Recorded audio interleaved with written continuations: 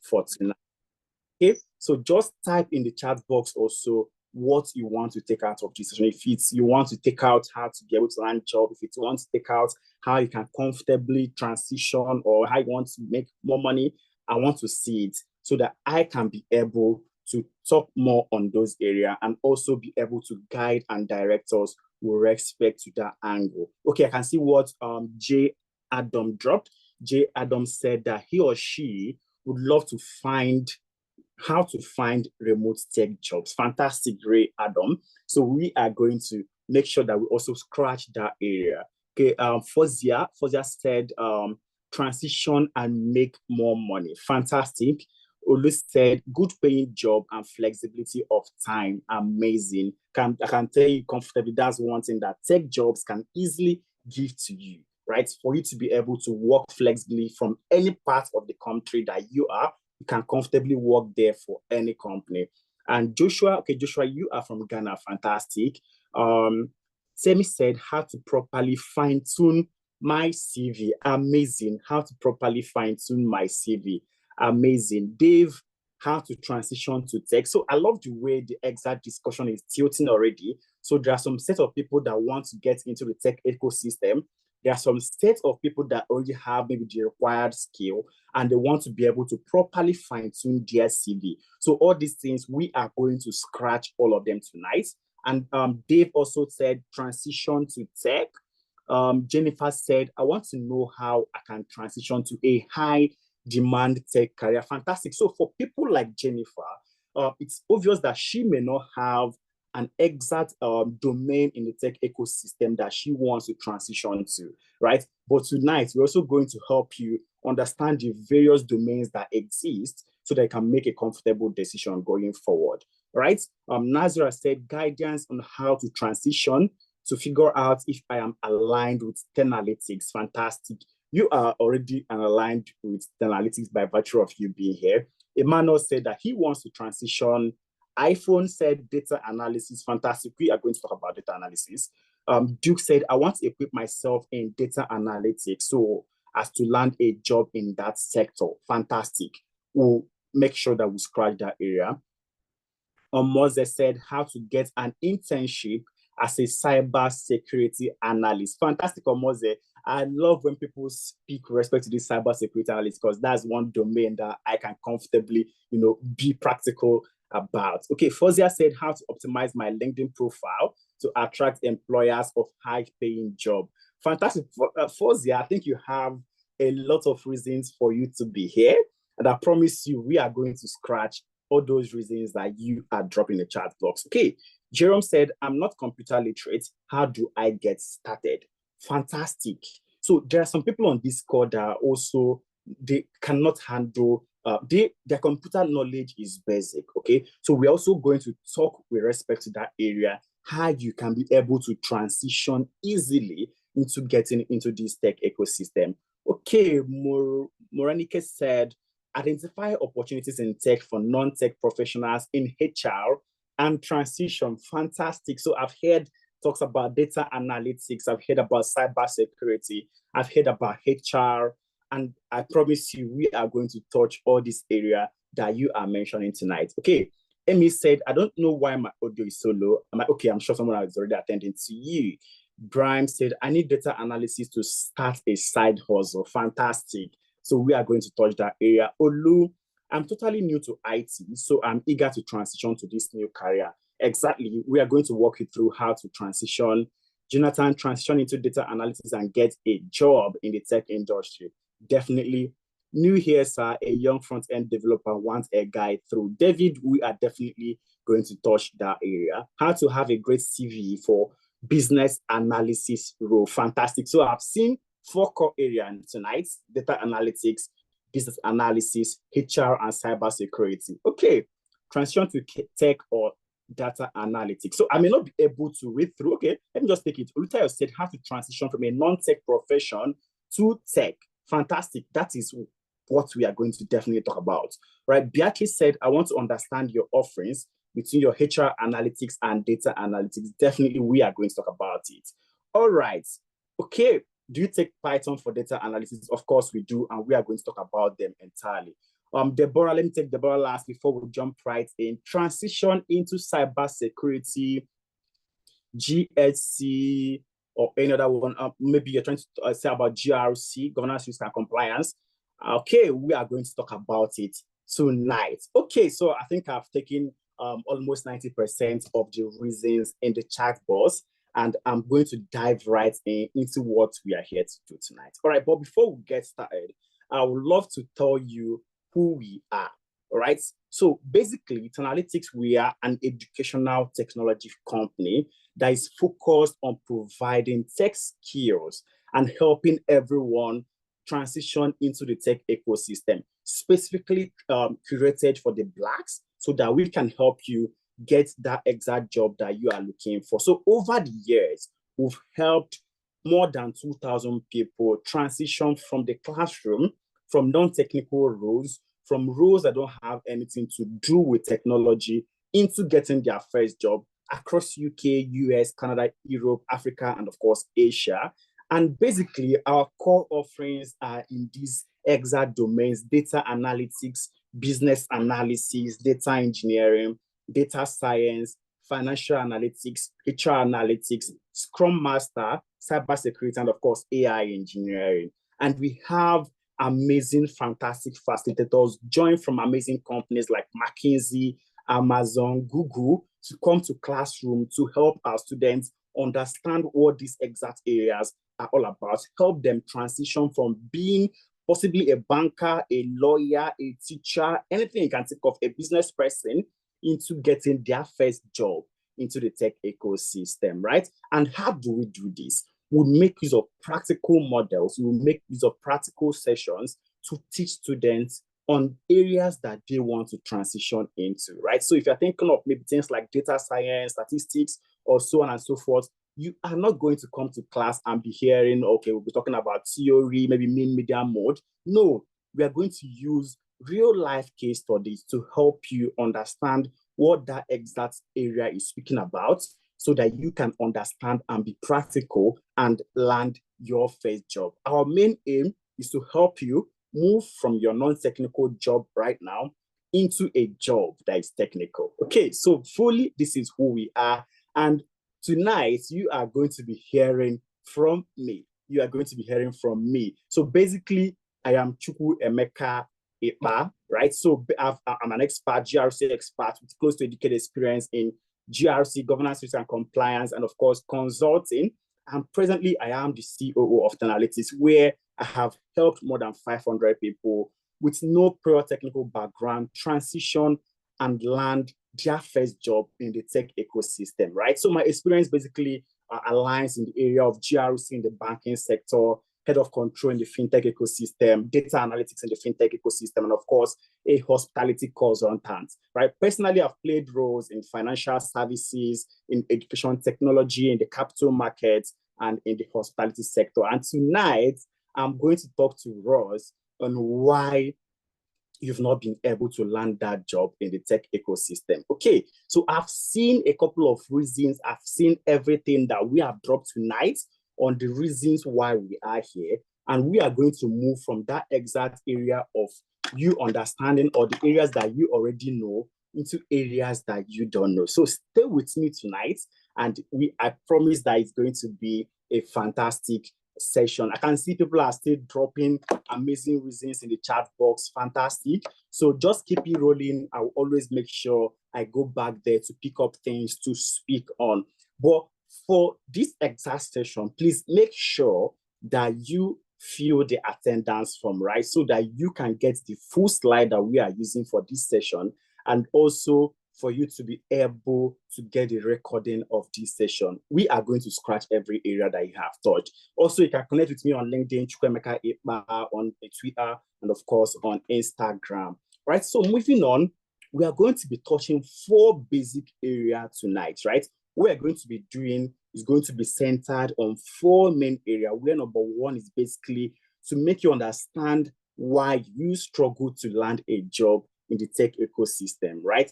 A lot of people over the years, they have applied and applied, but they do not even get called back.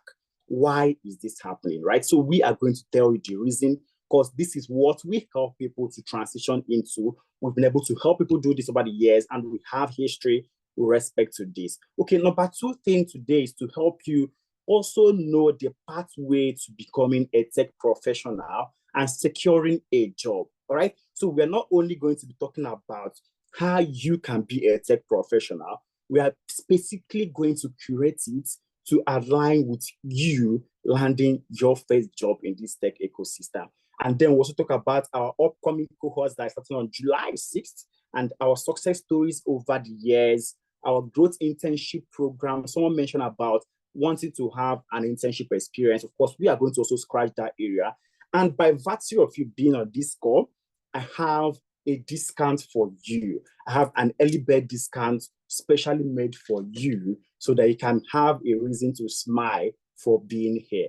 All right, so diving right into it, like I mentioned, we are going to be talking about and scratching the reason why you struggle to land a job in the tech ecosystem, right? So we have a lot of people that over the years, they've tried to transition into this exact tech, but they've not been able to. People like us, personally, I studied civil engineering, right? My first degree is civil engineering, in my MBA and so on and so forth. But it was difficult getting in the tech industry because I lacked opportunities like this, right? I didn't have mentors and so on and so forth. I was just, reading, studying on my own, trying to break in. So I used more than 2 years to find myself in this exact tech industry. That's why I've seen my experience in the banking industry, in the capital market, in the hospitality business, before finally I am here. So I'm going to specifically speak to you from my own personal experience, how I struggled, what I did, and things that worked for me. And then also look at it from the exact professional angle. Okay, so first, why do you struggle to land a job in the tech ecosystem, right? And can someone look at the screen and tell me what they see, right? From the picture you can see on the screen, what do you personally understand from that exact picture, right? We have a picture of someone, the horse behind, and the cart is in front of the horse.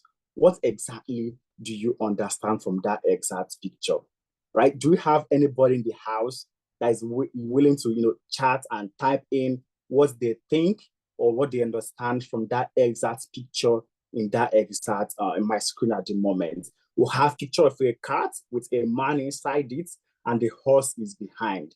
So definitely the cart is in front and the horse is behind. Okay, doing it the wrong way, Fozia. Fantastic. Fozia, you've been so engaging and I love that already. It's not logical from bank logams. It's not logical. All right, so diving right into it, we have a lot of people. Okay, Carrie, Duke, let me take what Duke said. Duke said, my understanding about the picture is that we put the first things last. Amazing. We put the first things last. So we all have spoken so well. Putting the cart before the horse, not putting the first things first. Putting the cart before the horse, not putting the first things.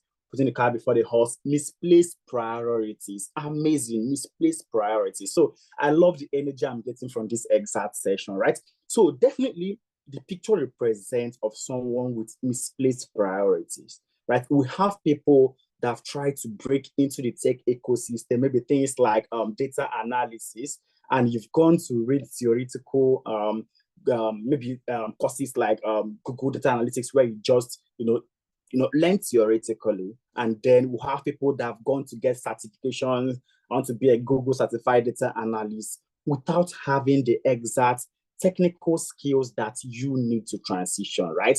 So this is you putting the cart before the horse, right?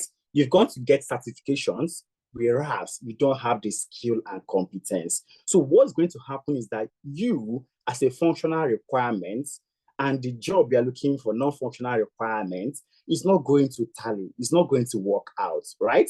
You are doing the wrong things the wrong time. You are having misplaced priorities. So what our advice is, don't put what you want to do before how you need to do it, right? So you want to get into the tech ecosystem, and the first thing first for you is to learn the tech skills, right? But possibly with your non-technical skill, you've gone ahead to start applying, you've gone ahead to start doing certifications, and you are applying, you are not getting called back, definitely that is you putting the cart before the horse, right? You are applying to jobs without having the requisite requirements for you to get that exact job. So first, the reason why we struggle to land that exact tech job that you have been applying to is because of one, lack of relevant skills, right? So this is the number one reason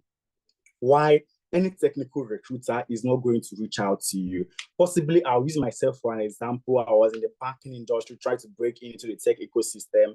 If I was using my experience of general ledger, my experience of control review audits, my experience of debit and credit to try to break into the banking industry, is going to be a hill, like a very, very high hill for me to climb, right? But first thing that you need to do is to get the technical skills required. So you are struggling to land that job because of lack of relevant skill, which you can break down into technical skill gaps, right? So the tech ecosystem is always evolving. The tech industry is something that today we are learning Excel, we're learning data, we are learning Power BI. Tomorrow we are learning Tableau. They're all visualization too. Next one, we are using Looker. So every day, there's always an evolving technology that is entering into the tech industry. How do you learn these skills, right? The specific technical skill that you need for you to be able to transition, have you been able to acquire it? If you do not have possibly Excel knowledge, at least Excel knowledge. And when I say Excel, I'm not talking about you just using the Excel to, compute names or, type in your normal day-to-day. I'm talking about you using Excel, using the functions in Excel to perform analysis, to build amazing dashboard, using Excel to, do every technical aspect that is relevant to it. At least this is what you need for you to be able to break into a section of the tech industry like data analysis, right? So you need the specific technical skill required for that exact domain, right? So if you're trying to enter into data analysis, you need experience at least in Excel, Power BI, and SQL, right? If you are trying to get into the areas like data engineering, you need experience in PySpark, AWS, you need to know how to use all those too. If you're trying to get into business analysis, you need technical experience in process mapping, in illustration, in SDLC. So you need that initial technical skill for you to be able to transition. If you feel that you can comfortably transition from being a banker into being a business analyst without getting that initial technical skill, you are wrong, right? You are wrong. And if you've been applying, that is the exact reason why you've not been able to land that exact job. Another main reason why we always struggle to land job is also the experience gap, right? Even though these recruiters are looking out for entry-level jobs, right? So there's this natural paradox that exists, right? Even though they're looking out for entry-level jobs, they also need you to have an experience. So how do you make this happen, right? You are seeing an entry-level job, and they're saying you need to have knowledge of Excel, Power BI, and SQL, but it's an entry-level role. So how exactly do you bridge that gap, right? Because any job opening that you see, we currently listed a vacancy in our own company here at Analytics for one slot to be filled, and we got over 500 CV for that exact role. How do you make yourself stand out, right? So even though that exact role is an entry-level job, there are people that are coming to that entry-level job with experience, right? There are people that are coming to that entry-level role with minimal 1 year, 2 year, or even maybe theoretical experience of that exact domain. How can you be able to bridge that exact gap? Because if you do not have the technical skill for that role, if you do not have the experience for that exact role, it will be hard for recruiters to be able to reach out to you. Okay, so I've mentioned two main reasons why you've not been able to land that exact job you are looking out for: technical skill gap, and two, experience gap. Okay, and here at Analytics, these are areas that we try to bridge the gap for our students. People that lack the technical skill for them to transition, we give them and equip them with the exact technical knowledge that they need, and also give them the relevant experience that they need going into this exact industry. So I'm going to move on and show us a little bit of some technical skill and experience that you need for you to be able to land this exact role. So if you can see my screen, these are links of our students that is taking the data analysis program, the business analysis program, the financial analysis program, the data science, data engineering, and of course the HR analytics. So I'll walk us through some of the projects that these students have worked on in the past to be able to show evidence of their own skill and experience. Like I mentioned, you've not been able to land a job because you lack that initial skill and evidence and experience to get it. So I will show you the reason and what our students have been able to come up with in the last couple or when they were in our own program. So I'm going to share my screen again. So I'm bringing up this profile of the data analyst person here right now. So my screen is coming up. 1 second, please. 1 second. My screen is coming up so that I can share my entire screen to show us the reason why you've not been able to get into this exact domain. So if I can see my screen, I've currently clicked on the data analyst profile, right? So this is data analyst profile where we have Victoria Uchemadu data analysis portfolio. So this is something that one of our past students have been able to curate to show evidence of skill and experience, right? Evidence of skill and experience. And after it, you can comfortably see that she worked in deep care hospital analysis. So she can comfortably speak to areas relating to the health sector, right? She has an evidence and a skill in the health sector. She has a portfolio that she have worked on relating to Redox airline flight analysis on Excel. So this is her showing evidence of experience in the aviation industry. The other one, you have Express Tech Food Delivery Service using Tableau. This is an evidence and skill in the supply chain industry. And you have the Nestle product analysis on Power BI. This also an evidence and skill in FMCG. And of course, the Zenith electronics analysis using SQL. This is also an evidence and skill in the technology area. So personally, this exact student, by training with us, she combined and had experience in the health industry, in the aviation sector, in the FMCG, in supply chain, in FN and in technology ecosystem. So personally, she has comfortably worked in 5 sectors, right? In 5 sectors, and that's just by training with us. So I'm going to bring up her profile. I'm just going to bring up the analysis that she did for the deep care hospital ER analysis, right? So comfortably, this exact student can speak with areas relating to health sector. And that's bringing us back to what I mentioned initially around having the skill and experience, right? So these exact students have worked in the health sector. And she can comfortably say that while working as a consultant for tech analytics, I was able to analyze the health industry. I was able to work for a company named Deep Care Hospital where I had to build a dashboard on the emergency room visit and bring out insights for the management to make decisions from. So if you can see my screen, this is one of the portfolios that she worked on, right? So aside this one also, you can still see the area, for example, the Redox airline flights, where she also worked in while she was training with us. She was also able to come up with fantastic insights, showing what she did when she was working for this exact Redox airline. So she can comfortably speak to the route that is ORD-ATL, that's the best performing route. And because of it, we have to, put in more planes to that exact place. So she has an experience and a skill with regards to the aviation industry.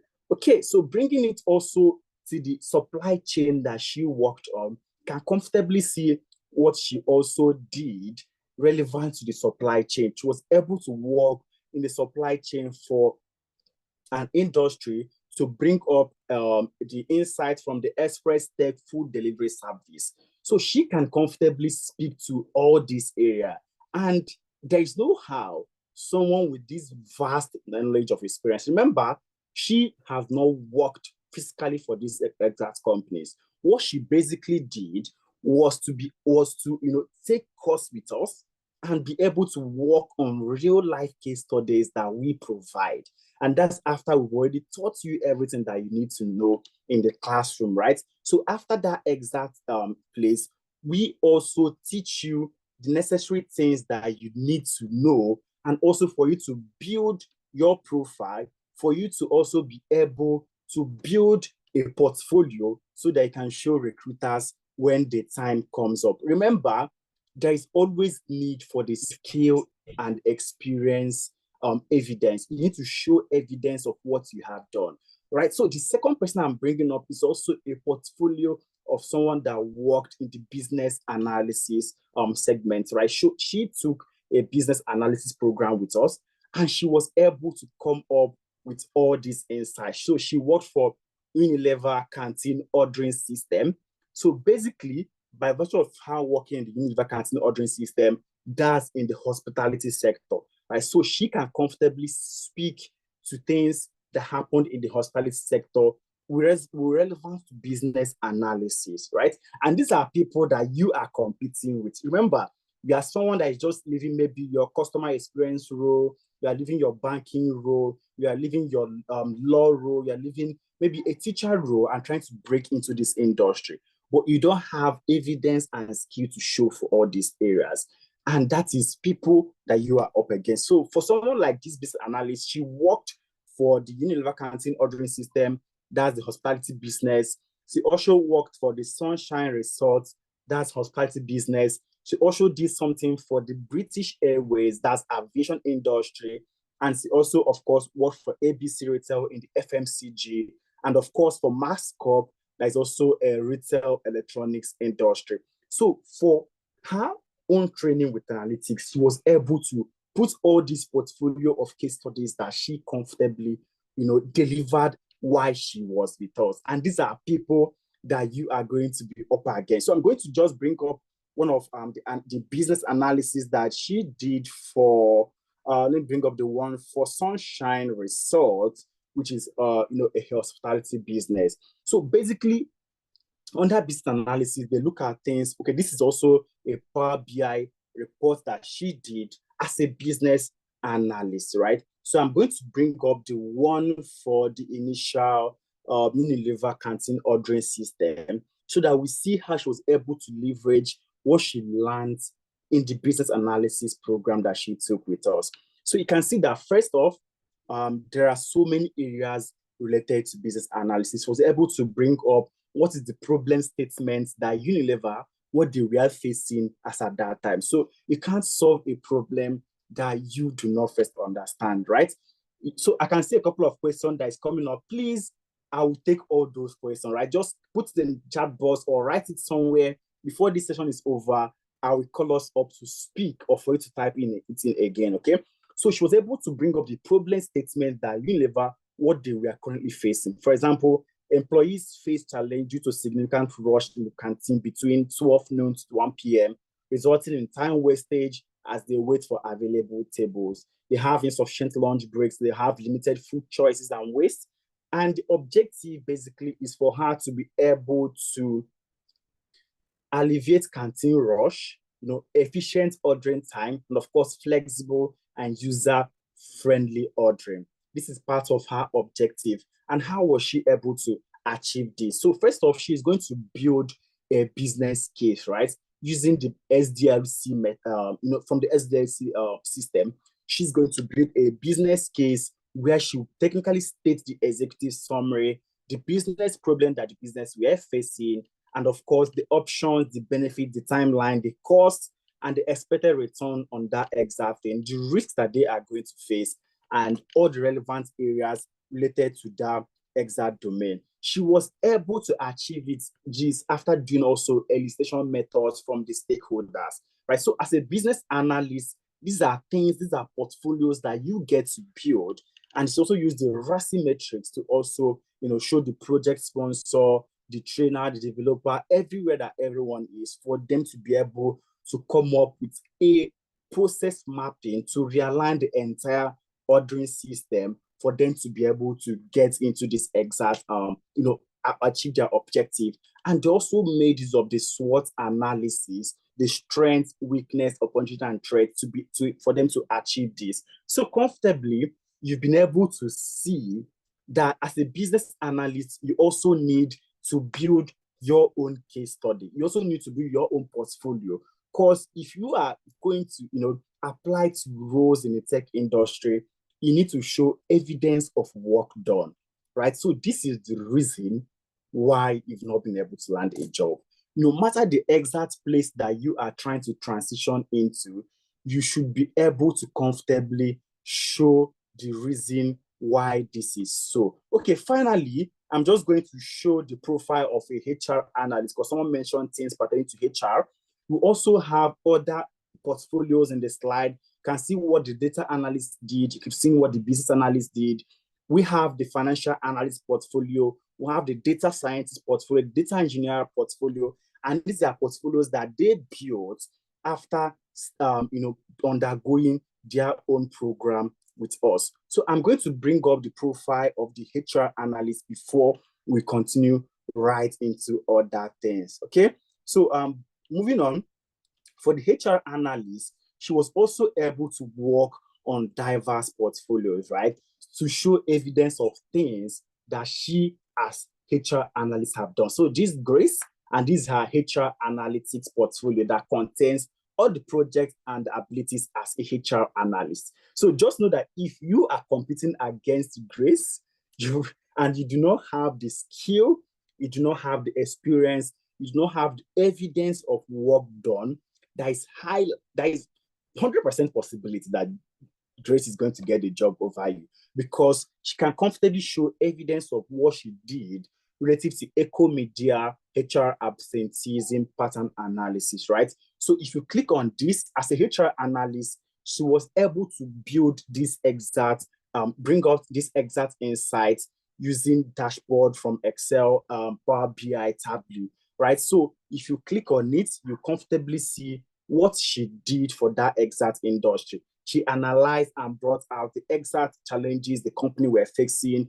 the people that were absent, and these are things that are going to be relevant maybe during management decision. And of course, for this exact Ecomedia, is not just a company that is situated in one exact location. So they are intercontinental. I can see they have they are in the United States, of course, and you can see they have outlets in so many areas. And these are things that the HR analyst has been able to work on to bring up insights relative to the absenteeism of this exact person. And she has worked for this Ecomedia. I can comfortably call that the entertainment industry. She has experience for NovoCare Technology, and that's the recruitment tracker. She has experience for Lanakila Corp workforce evaluation, and this is performance evaluation, right? So if she is, as a HR analyst, she has been able to show evidence that she can comfortably do performance evaluation of the people in that exact industry. And of course, employee attrition in IBM. She also worked on this case study and diversity and equality analysis for Acme Corporation. So as a HR analyst, she can comfortably say that she has worked in the tech industry, she has worked in the health industry, she has also worked in the recruitment system, she has worked in the technology industry, and she has also worked in the entertainment industry. And these are people that you are going to be competing against day to day for you to be able to land your first job. So tell me, do you think with the exact skill and experience level that you have right now, that you can compete with these exact students that we have pushed out into the industry. Okay, just be honest to yourself. If you are a recruiter and someone has been able to show the skill, the experience, and evidence of job done, do you think that you can compete with this exact person when a role comes out? Right? So let's just type it in the chat box so that we know whether we are being honest to ourselves or whether we are, being, lying to ourselves also. Because the main thing for you to be able to do is to be able to tell yourself the truth, right? So you should be able to tell yourself, this is what I have, this is what I don't have, so that you can work comfortably to get to the area of things that you do not have. Remember, these are people that you are going to be up against. Okay, so Shakira said no, Duke said no. Okay, iPhone is asking a different question. Hetty, yes, I have better Power BI dashboard. Fantastic, Hetty. You have better Power BI dashboard. Do you have portfolio to show this evidence? Right? So these are things that some people can always say, oh, I have this more than this exact person. But do you have evidence of job done? Do you have evidence to show these experiences? Right? You may have better Power BI dashboard. Maybe you have dashboard in one exact area, but you're competing with maybe a student that have done a dashboard in the health industry, a student that have done a dashboard in the aviation, a student that have done a dashboard in the technology, a student that have done a dashboard in FMCG, in supply chain, 5 different sectors. So she or he can comfortably speak to things that is happening in that exact sector. And that is what we are also going to be offering you. The skill, the experience gap, we're going to be bridging it and also help you build that exact portfolio for you to be able to show evidence of work done. Because these are things that are making you to not to get that exact job, right? So moving on, we also have for our cybersecurity people, this is just a project that they are working on that is going to be speaking on network analysis using Wireshark. So I'm not going to be in depth on it. So as a cybersecurity person, you also have to show evidence of work done, right? So they are going to simulate network environments using Packet Tracer and visualizing to like VMware. And of course, that's the first aspect of the project. Then they also work on vulnerability assessment using Kali Linux. So they have to also show evidence of work done as a cybersecurity analyst. And finally, they also have to work on network hardening and security recommendation, because it's not just to build the domain to curtail all these threats from happening. You should be also be able to curate a detailed report summarizing your findings and recommendation. So as a cybersecurity analyst, they can also comfortably show evidence of work done. Remember, I've spoken about 2 major things: lack of technical skill. One, which speaks to the areas surrounding your technical gap and your experience gap.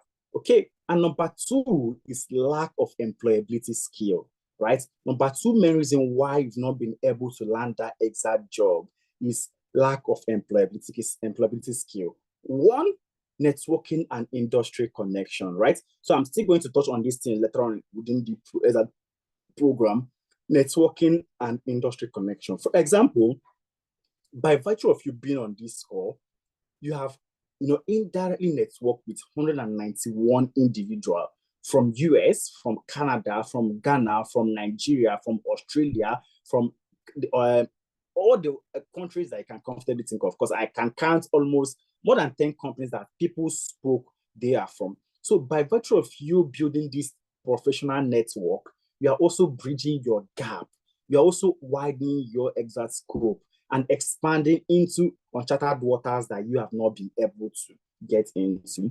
And of course, because you've not also been able to connect with industry leaders. So one thing that we make sure that we do is to bring in experts into the mentorship sessions to speak to our students, right? So that they can be able to hear things that they need to do and not do for them to be able to land this exact technical skill, the jobs that they need. So after this networking and industry connection, the next is CV and interview skills, right? How do you tailor your resume for tech jobs, right? So if you are applying for a technical role and you don't have your portfolio in your CV for a data analyst, there's no evidence of work done, right? You don't have evidence of projects that you have worked on in your CV. You don't have any evidence to show. So first thing is we are also going to teach you how to tailor your CV for you to be able to get into this tech industry. Because people struggle to land job because we have trivialized job application. What we do easily these days is just to go to LinkedIn, click on easy apply, easy apply, easy apply with one exact CV. With that, it will be very, very hard for you to land that exact role. So with the same CV that you have for a business analyst, that's the one CV that isn't applied for data analyst. Let's assume you have maybe a skill there that speaks to SQL experience, but the recruiter is asking for Postgres knowledge, right? This is the same tool.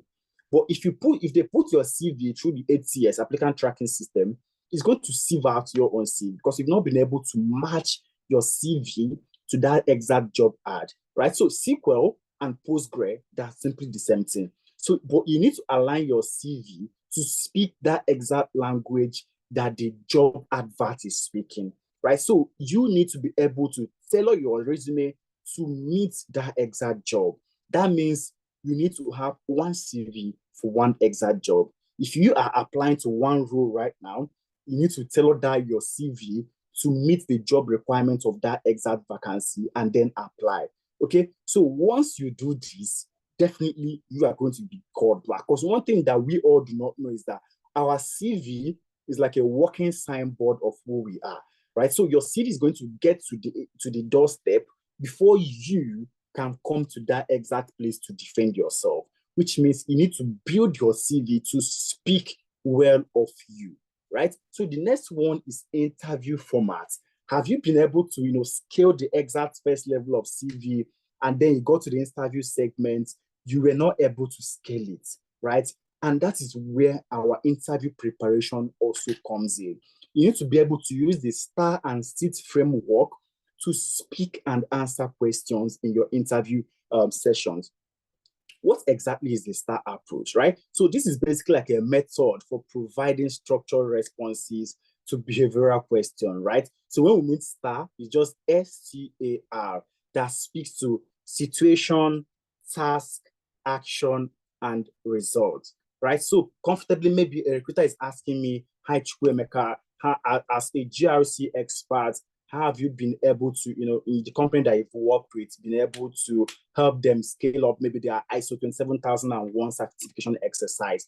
Basically, the situation there is an event, which means there has to be something that we worked on, right? So I'm going to start off with, okay, the situation right now, stop, okay, for my former company like ABC Technology Limited, that during our ISO 27001 audit exercise, I was able to, right? So this brings in the task that I carried out during that exact audit, right?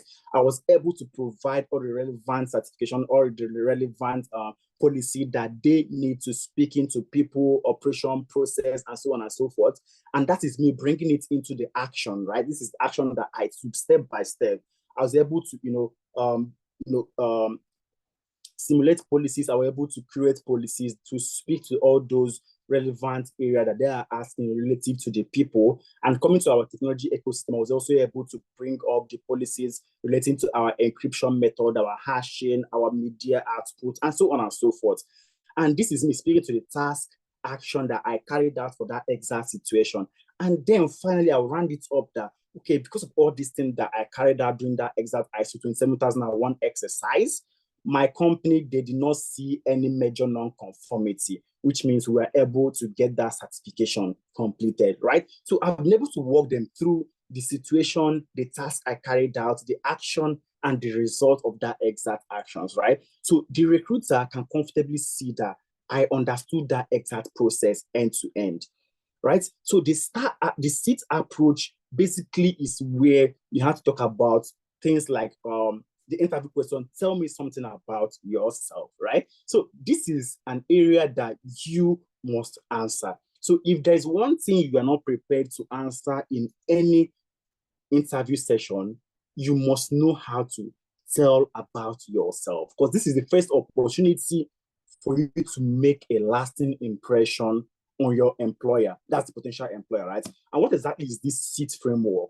It speaks to SEAT, right? The skill, the experience, the achievement, and the type of person. So if I am interviewing for a role, let's assume I'm interviewing for a role with Microsoft for maybe GRC role, right? I'm going to start off with, hi, good afternoon. My name is Chukwemeka. I have experience related to governance, risk, and control with so company, with UBA, with Access Bank, with InterSwitch, with NHS. And my experience, I've had close to a decade of experience in this exact industry, where I helped the exact industries that I worked in, leading them through their NDPR audits, their GDPR audits, their ISO 27001 certification, and we're able to get all those things regularized. And during my own stay for these exact companies, no major non-conformity was found in the companies that I was in. And I can see myself as someone that is very, very ambitious, someone that is a go-getter, and someone that is a team player, right? So I've been able to answer who I am using the SEAT approach, the skill, experience, achievement, and the type of person, right? So if today, if they ask you, hi, can we know you, or tell me something about yourself? Before now you are saying, oh, my name is Michael Franklin from Nigeria. I live in Lagos. I have 5 kids. My wife works with this. My 2 kids go to this place. Those, information is irrelevant, right? So from today, learn the SEAT approach, because that is what you need to be able to answer the question of tell me about yourself, starting with who you are, the skill that you have, the experience that you've been able to acquire over the years, the achievements that you made over the years, and also the type of person that you are. Remember, this tell me about yourself is the first place that you can sell yourself. It's the first opportunity for you to make a lasting impression to the recruiter. So you need to be able to blow yourself. You need to be able to be concise and straight to the point. And how do you achieve this? It is using the SEAT approach. Now, tell yourself the truth. Have you been doing this the wrong way? Have you been going for interviews and you're answering the tell me about yourself question with irrelevant data that they do not need? Have you been answering your behavioral interview question without the STAR approach of telling them the situation that occurred, the task that you were able to carry out, the action that you took, and the result that came out of those actions? If you've not been doing all these things, that means you've been approaching it the wrong way. And that is reason why you've not been able to land a job up till now. Okay, so these are things that will also put you through in our employability services.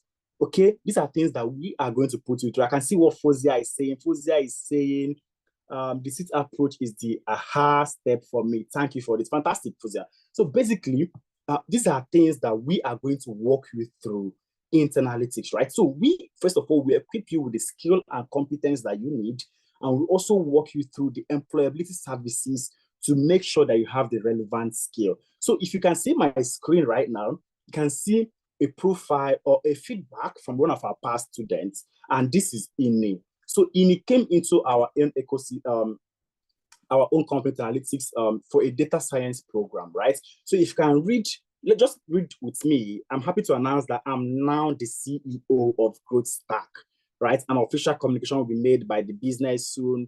GrowthStack is this. And I want to thank Analytics for bringing out the ginger in me, right? Besides the regularly well-organized and structured weekly classes, the other sections, such as the mentorship session, shaped my mind towards success, right? So you may be someone that has wealth of experience, right? You may have the technical skill already, but you lack the ginger like Ini. That means you need to activate that employability aspect of yourself so they can comfortably speak, right?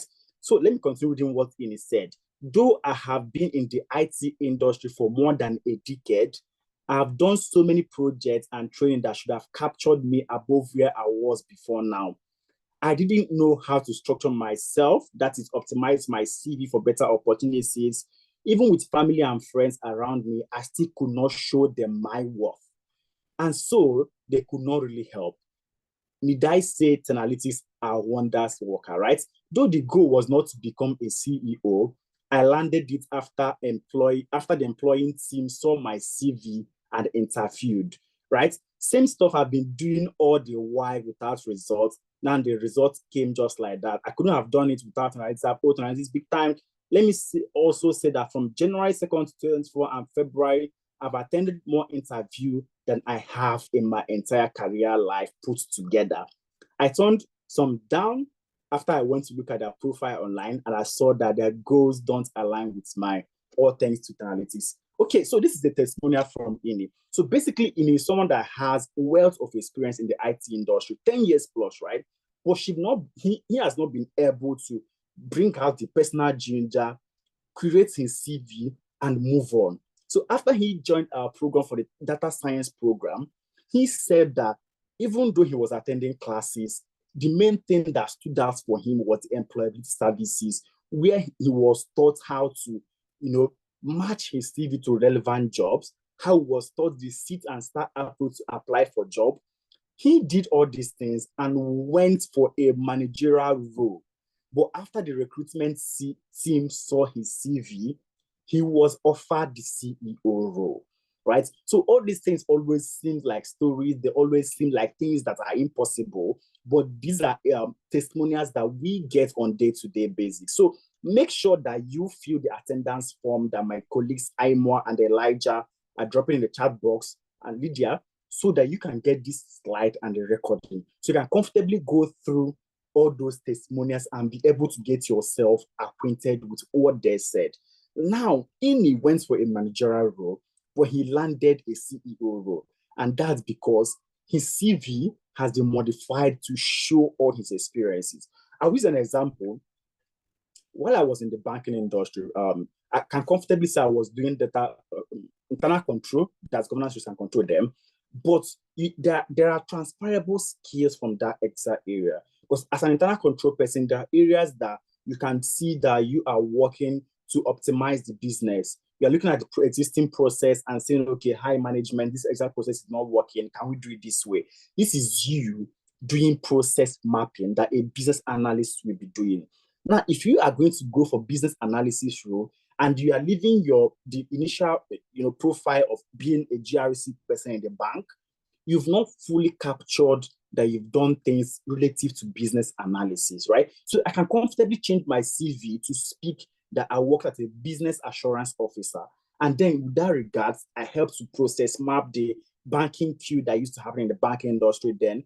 Okay, so these are things that you can comfortably, bring out from your initial experience, reshape your CV, and put it in a way that it speaks that you have all those words of experience joined together. And when you then go for all those jobs or you apply to roles, you are definitely going to be called back, right? You are definitely going to get called back. Remember, I've spoken with respect to the reasons why you are struggling to land a job. We've spoken about the lack of technical skill that speaks to the skill, that speaks to the experience. We've spoken about the lacking employability skill that speaks with respect to building network, connecting with industry leaders, tailoring your CV, and using the STAR and SIT approach to answer this question.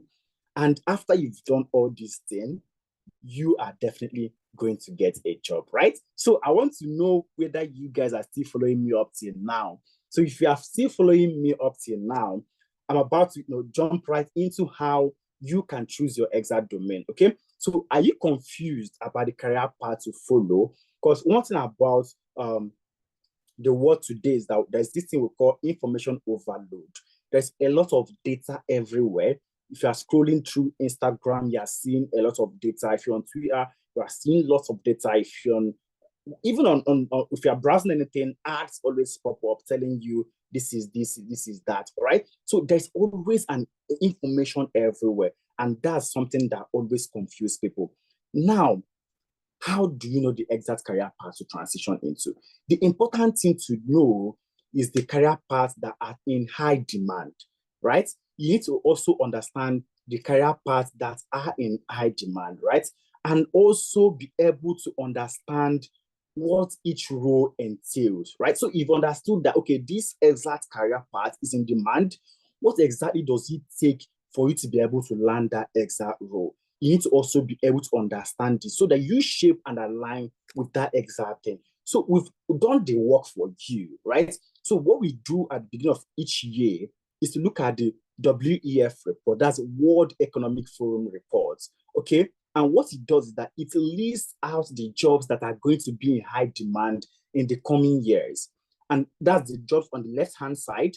And on the right-hand side, it lists out jobs that are going to decline, right? Jobs that are going to decline. So if you look at it, I'm going to just take the first ones that are there. If you look at the ones that are going to be in high demand, you see jobs like AI and machine learning specialist, sustainability specialist, business intelligence analyst, information security analyst, fintech engineers, data analysts and scientists, robotics engineer, big data specialists, agricultural equipment operators, digital transformation specialists, blockchain, digital marketing, data engineers, database architects, process mapping specialists. So all the ones in red, just take note of those ones in red.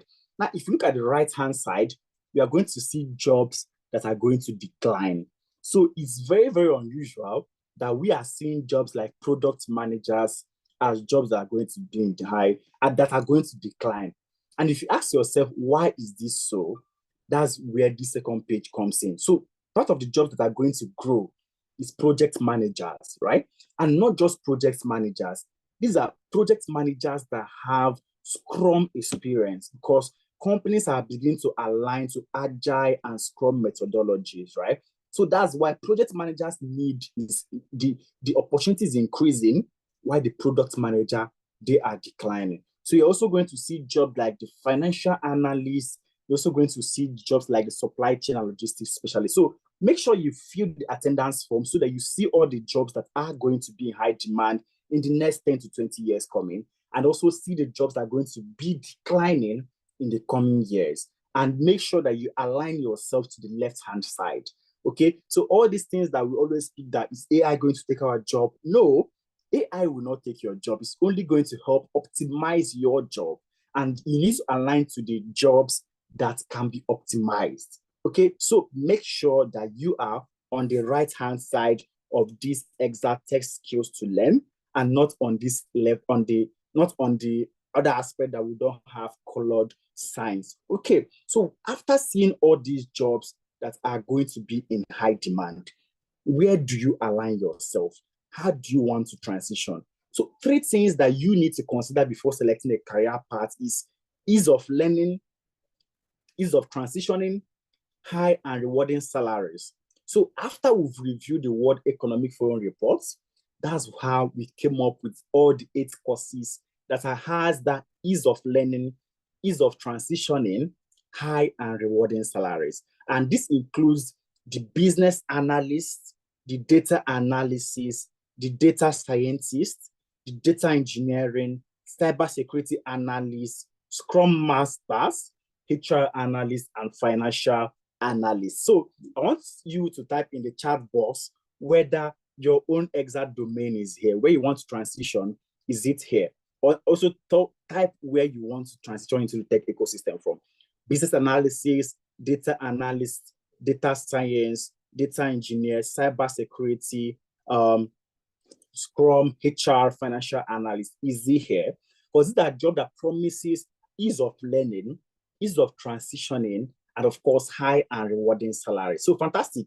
Can see people already typing Ebru, data analyst all the way, Bill Keys, business analysis, or Chinaka, cybersecurity, Duke, yes, data analyst, cybersecurity, data analyst, yes, but please, where does data entry fall into place? So data entry basically is just a role anybody can perform, Jennifer, right? Because what data entry actually entails is for you to be able to enter data into a particular system that the company is using. So you do not really need a technical expertise for you to be able to carry out that role, right? So it's something that a secondary school person can do. It's just use Excel, fill all this data into the Excel, and they're directed on what to do. So it's something that anybody can do.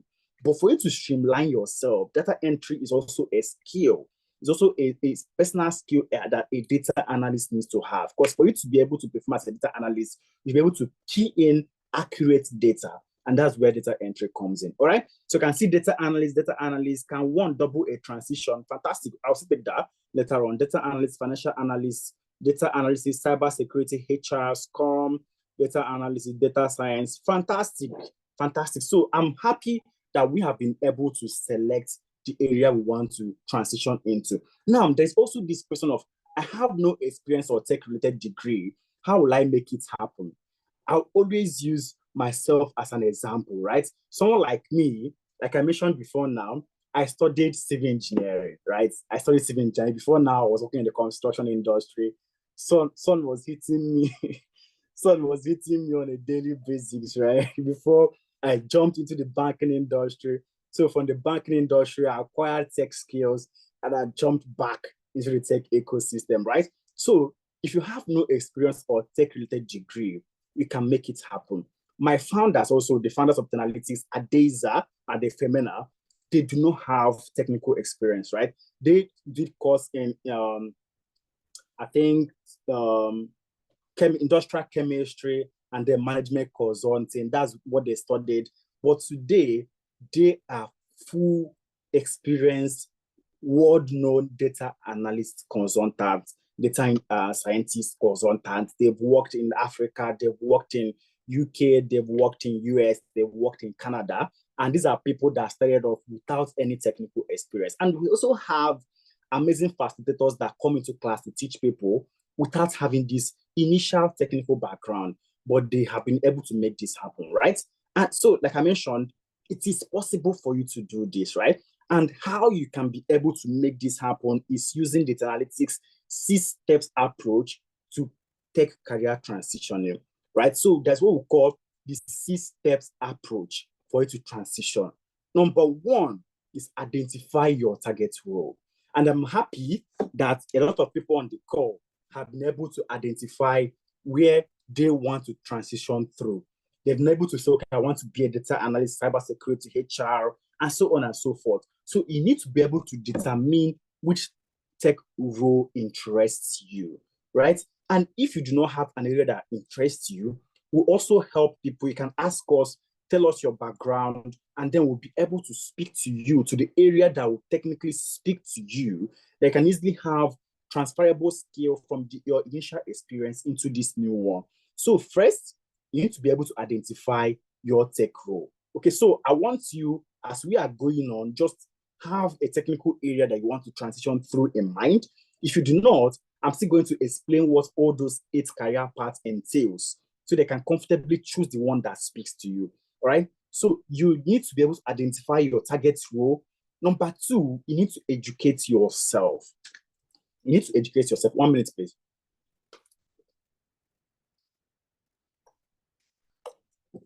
Now, how can you educate yourself for you to learn this technical role? You need to start learning the skills that speaks to that exact place that you want to transition through. So if you want to be a data analyst, you need to educate yourself to the things that speaks to Excel, Power BI, problem solving. Because main thing as a data analyst that you need to do, you need to solve a problem. So you need to be able to educate yourself and start learning the skills that speak to that exact career path. And then ensure you join a learning partner. Like I mentioned, some of us for 2 years, I was just walking round and round the tech ecosystem. I was not able to break in. And that's because I didn't have a technical learner that was, making sure that my learning process is curated and it speaks to what is relevant out there. So this is things that you also need to have. You need to be able to educate yourself. And then you need to have the number 3, which is gain project-based experience. Like I showed us before now, each of the tech ecosystem that you want to transition through, there's always a project-based experience that you need to have. So you need to be able to build projects that can showcase what you've done in your portfolio. It's not enough to say that I have Excel, Power BI, and SQL knowledge, but I do not have the portfolios to show it. Because one thing that always happens during tech interview is that there's always what we call the technical interview, right? There's always the skill interview.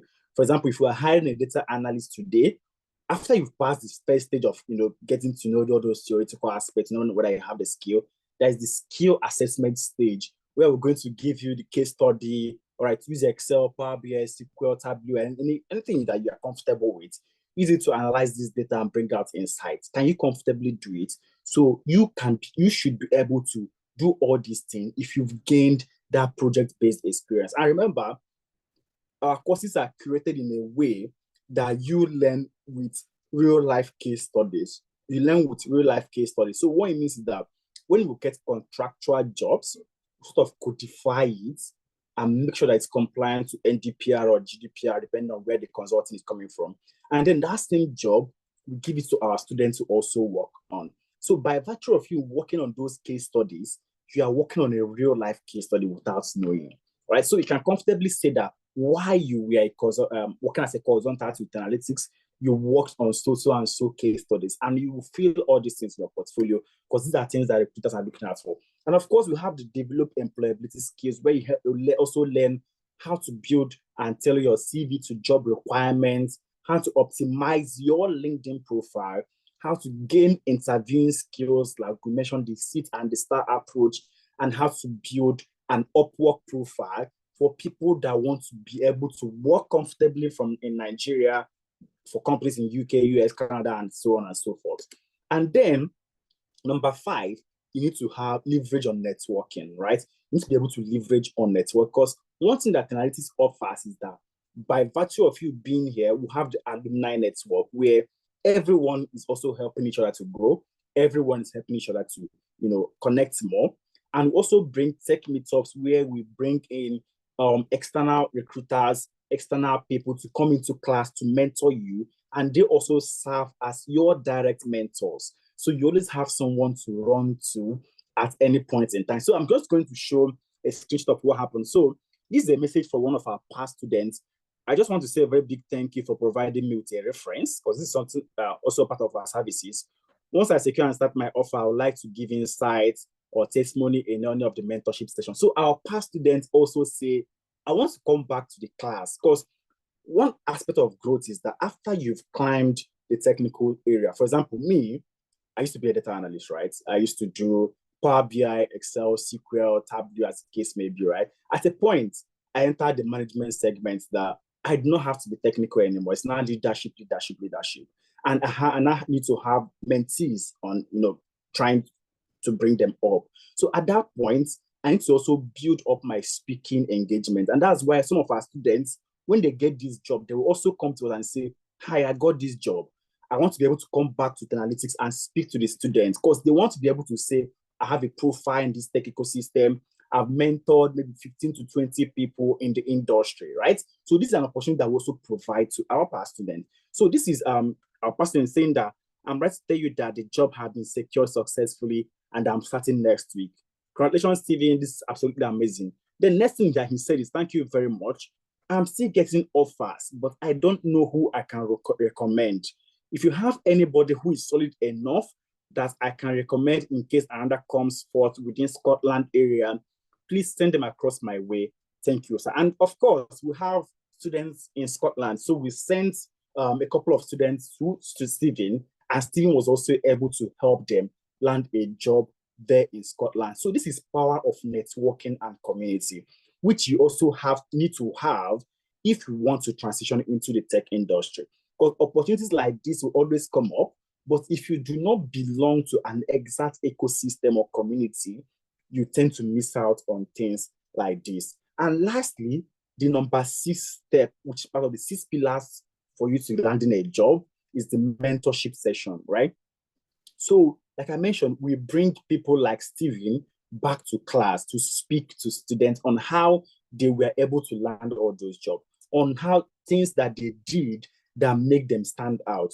So all these things are part of what we are going to be walking you through in the mentorship session. Okay, so this basically is the 6 practical steps, the 6 pillars for you to be able to land a technical job.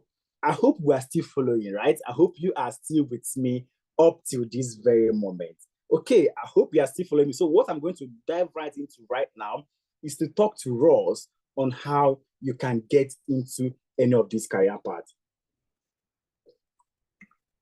So I'm going to talk to Ross on how we can get into any of these career paths. I've seen a couple of ways, some people asking, what is this? Which one is this one? How can I be able to get into this exact segment? That is what we are getting right into right now. So listen attentively because I'm going to demystify every area that we've comfortably spoken to. Business analysis, right? So business analysis, who is a business analyst? These are people that serve as a bridge between the non-technical team and the technical guys, right? They serve as the intermediary between the developers, the analysts, and the CEO, the CFOs. And what they help to do is to ensure effective communication and understanding of all the requirements for that exact business that I'm trying to do. So the key learning areas that you are going to be learning in the classroom with us is basically Excel, Power BI, and SQL. And why exactly are we including these data analytical tools? It's because you should be able to function as a data business analyst, right? So after training with us comfortably, you can be able to speak to the data system. I can be able to speak to the business analysis system, right? And with Excel, you learn analysis. With Power BI, you learn visualization. With SQL, you learn database management for you to be able to pull out data from the database and be able to analyze. Now, moving into the core business analysis role, we have areas like the process mapping. I mentioned before now using the banking industry. As a business analyst, before now, if you've lived in Nigeria, or I don't know how the banking system is in Ghana, or is in Scotland, or is across everywhere.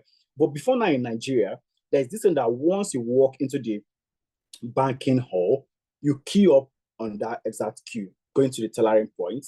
Once you get to the teller point, they'll give you a form to fill. You go back to one of the desk, you fill that exact form, you queue up again and come to the tellering point to do what you want to do. Now, business analysts look at this exact role and said there is a lot of time wasting here. There's a lot of blockers for us to remove.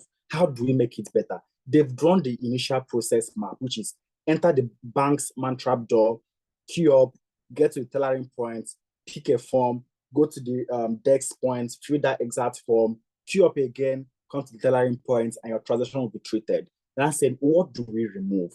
Now, if you enter banking halls these days, you are going to see the form segments where they have forms for all the transactions that you want to carry out. If you want to do transfer, bank to bank, interbank transfer, RTGS, anything, any transaction you want to do, there is a form there for you. If you want to do Western Union, it is there. So what you simply have to do at that point is once you're entering the banking hall, you are picking the form, you are filling it, and you're not queuing up straight.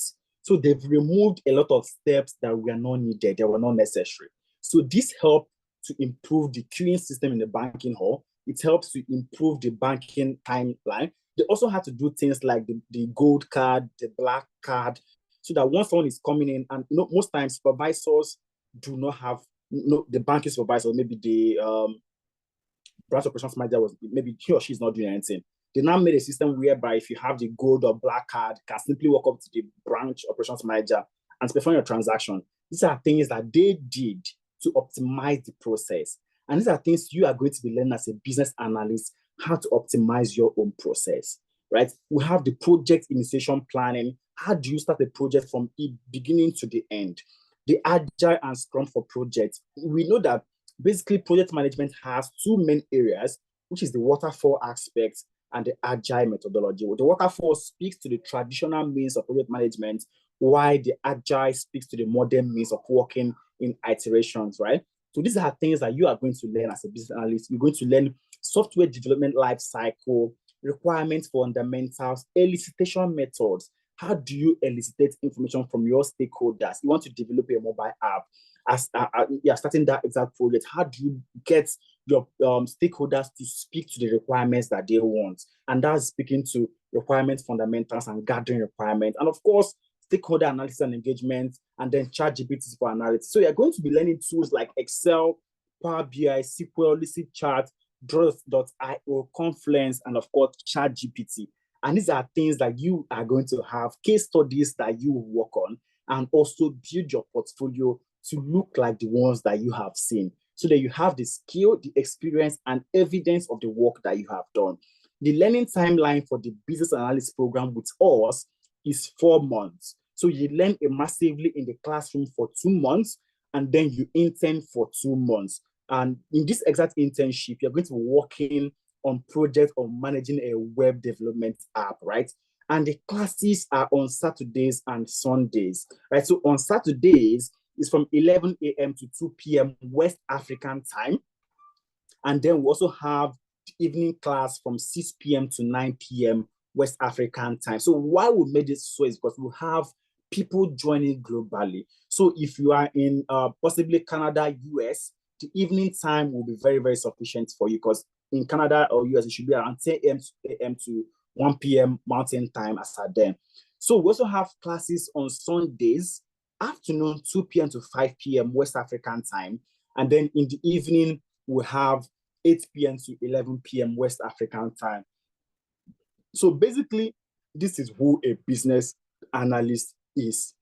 Moving on, we also have the data analyst, the data scientist, and the data engineer. I've been seeing lots of data analysts in the chat box. So I'm going to quickly demystify who a data analyst is. So first thing you are going to be learning in the class with us is problem solving, right? Because as a data analyst, you need to be able to learn how to solve a problem.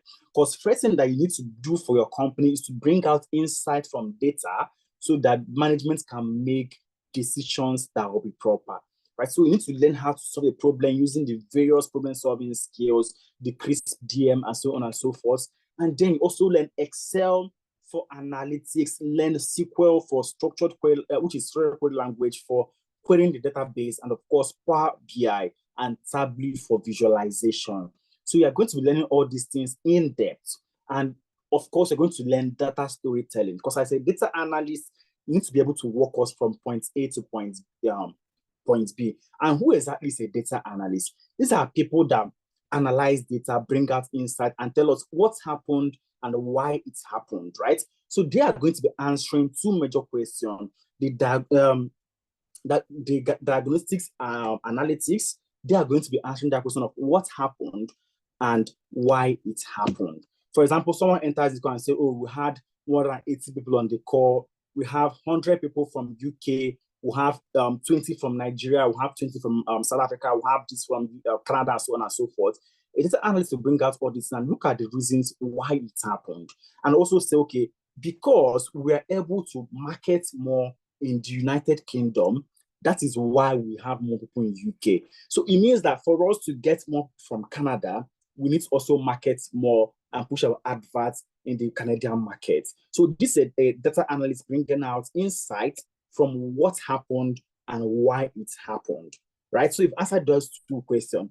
And for our data analysis program, we are also going to be learning for 4 months, where immersively in the class, you'll be learning for 3 months, and then intern for 1 month, where we also give you real life case studies for you to work with, right? Then the learning timeline is on Saturdays alone, 11 a.m. to 2 p.m. West African time, and 6 p.m. to 9 p.m. West African time, right? So you can comfortably join any of these time zones. If you're in Africa, EU, or UK, the morning session is better. If you are in Canada, US, the night or evening session is better. Then on Sundays, we'll have what we call the self-paced watch me do it sessions, right? So what it means is that you are going to be giving short bite videos for you to watch that's going to sort of introduce these sessions, these concepts to you, right? So you'll be giving 15 to 30 minutes video for you to watch so that to prepare you and keep you busy throughout the week before the next class comes in. So after the data analyst, we'll have the data scientist. So who exactly is a data scientist, right? So a data scientist is someone that is going a step further from what a data analyst is doing to answer the question of what will happen in future, right? So remember, a data analyst has answered the question of what happened and why it happened. A data scientist will now use machine learning, use predictive models to answer the question of this is what is going to happen if we continue to in this exact line. And you're going to learn things like statistics. Don't fret not, it's not main medium mode that you learn in the classroom, okay? So you're going to use, case studies to learn statistics using Excel, right? Where you're going to build models of, okay, this is forecasting and predictive analysis, right? So if this happened in year 1 and year 2, if we keep going in this exact line, this is likely going to happen in year 3, okay? You also learn things like Tableau for data analytics. You learn SQL for structured query language. You learn Python programming, which is definitely very important for you to build all those models. And then explorative data analytics, machine learning, computer vision. You should be able to talk to computer so that once computer say, okay, this is hand and my hand is doing like this, you should be able to say, okay, this is hand recognition or this is face recognition. You should be able to do this as a data scientist. And of course, GitHub version control, ChatGPT, and Microsoft Fabrics for analytics. So for data science program, it's also for 4 months where you learn immersively for 3 months in the class, and then you intern for 1 month. The classes are only on Saturdays also, 11 a.m. to 2 p.m. West African time, and then 6 p.m. to 9 p.m. West African time. Okay, someone can hear me. Please confirm that you guys can still hear me. I think someone said that he or she can't hear me. Please confirm that you can hear me, guys. Can anyone hear me?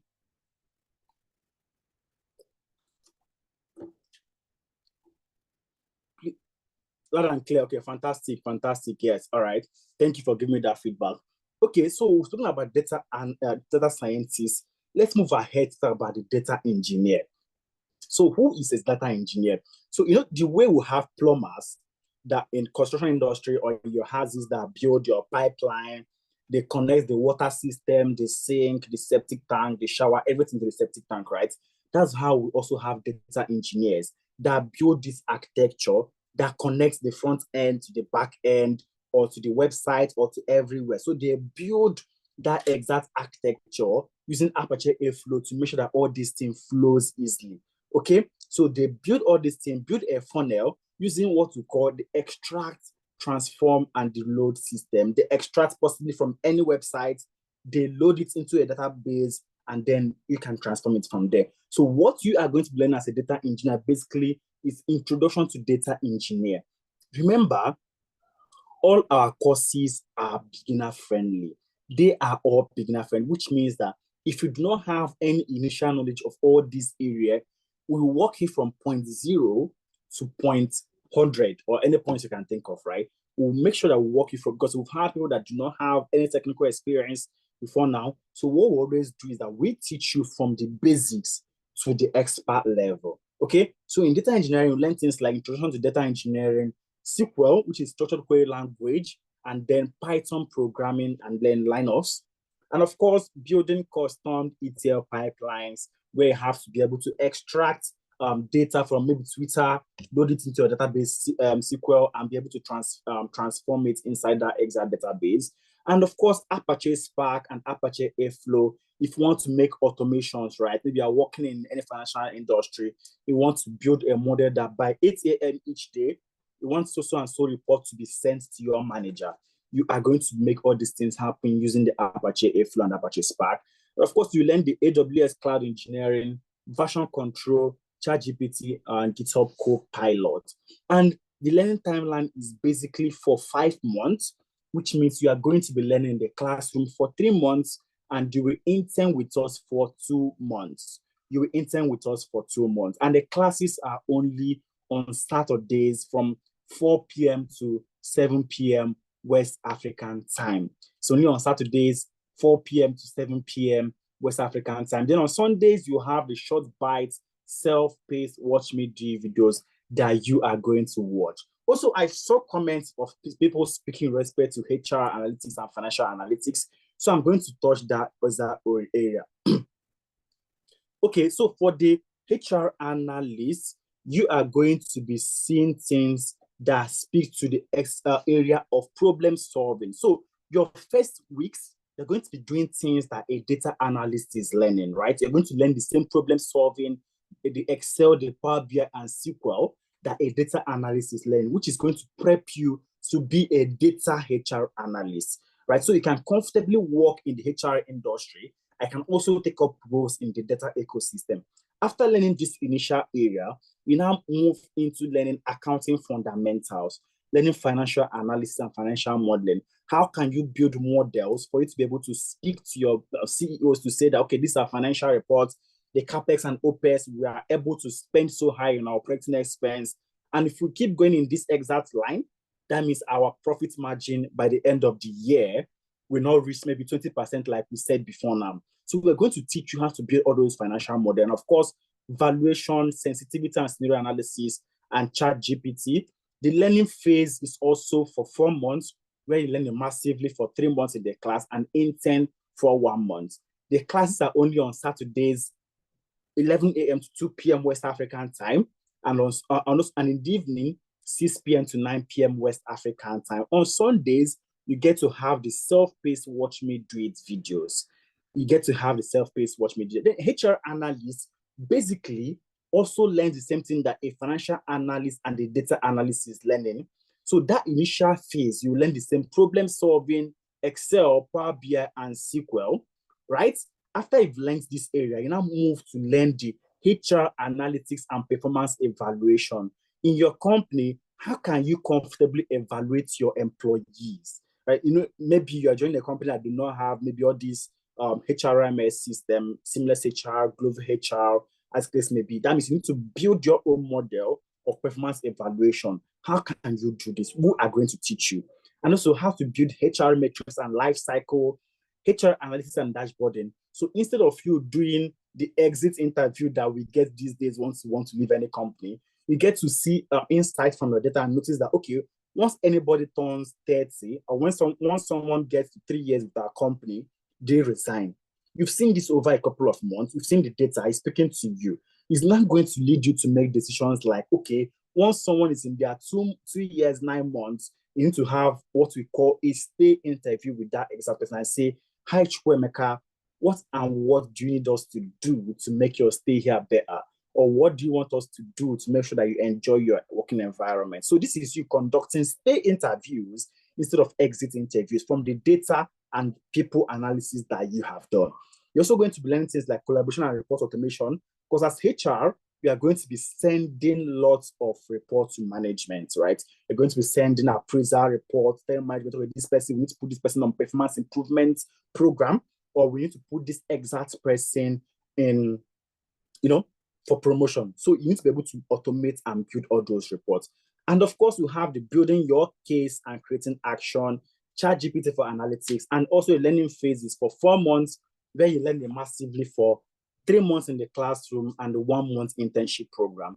The classes is also only on Saturdays, 11 a.m. to 2 p.m. West African time, and then in the evening, 6 p.m. to 9 p.m. West African time. On Sundays, you have what we call the self-paced Watch Me Do It videos, where you get to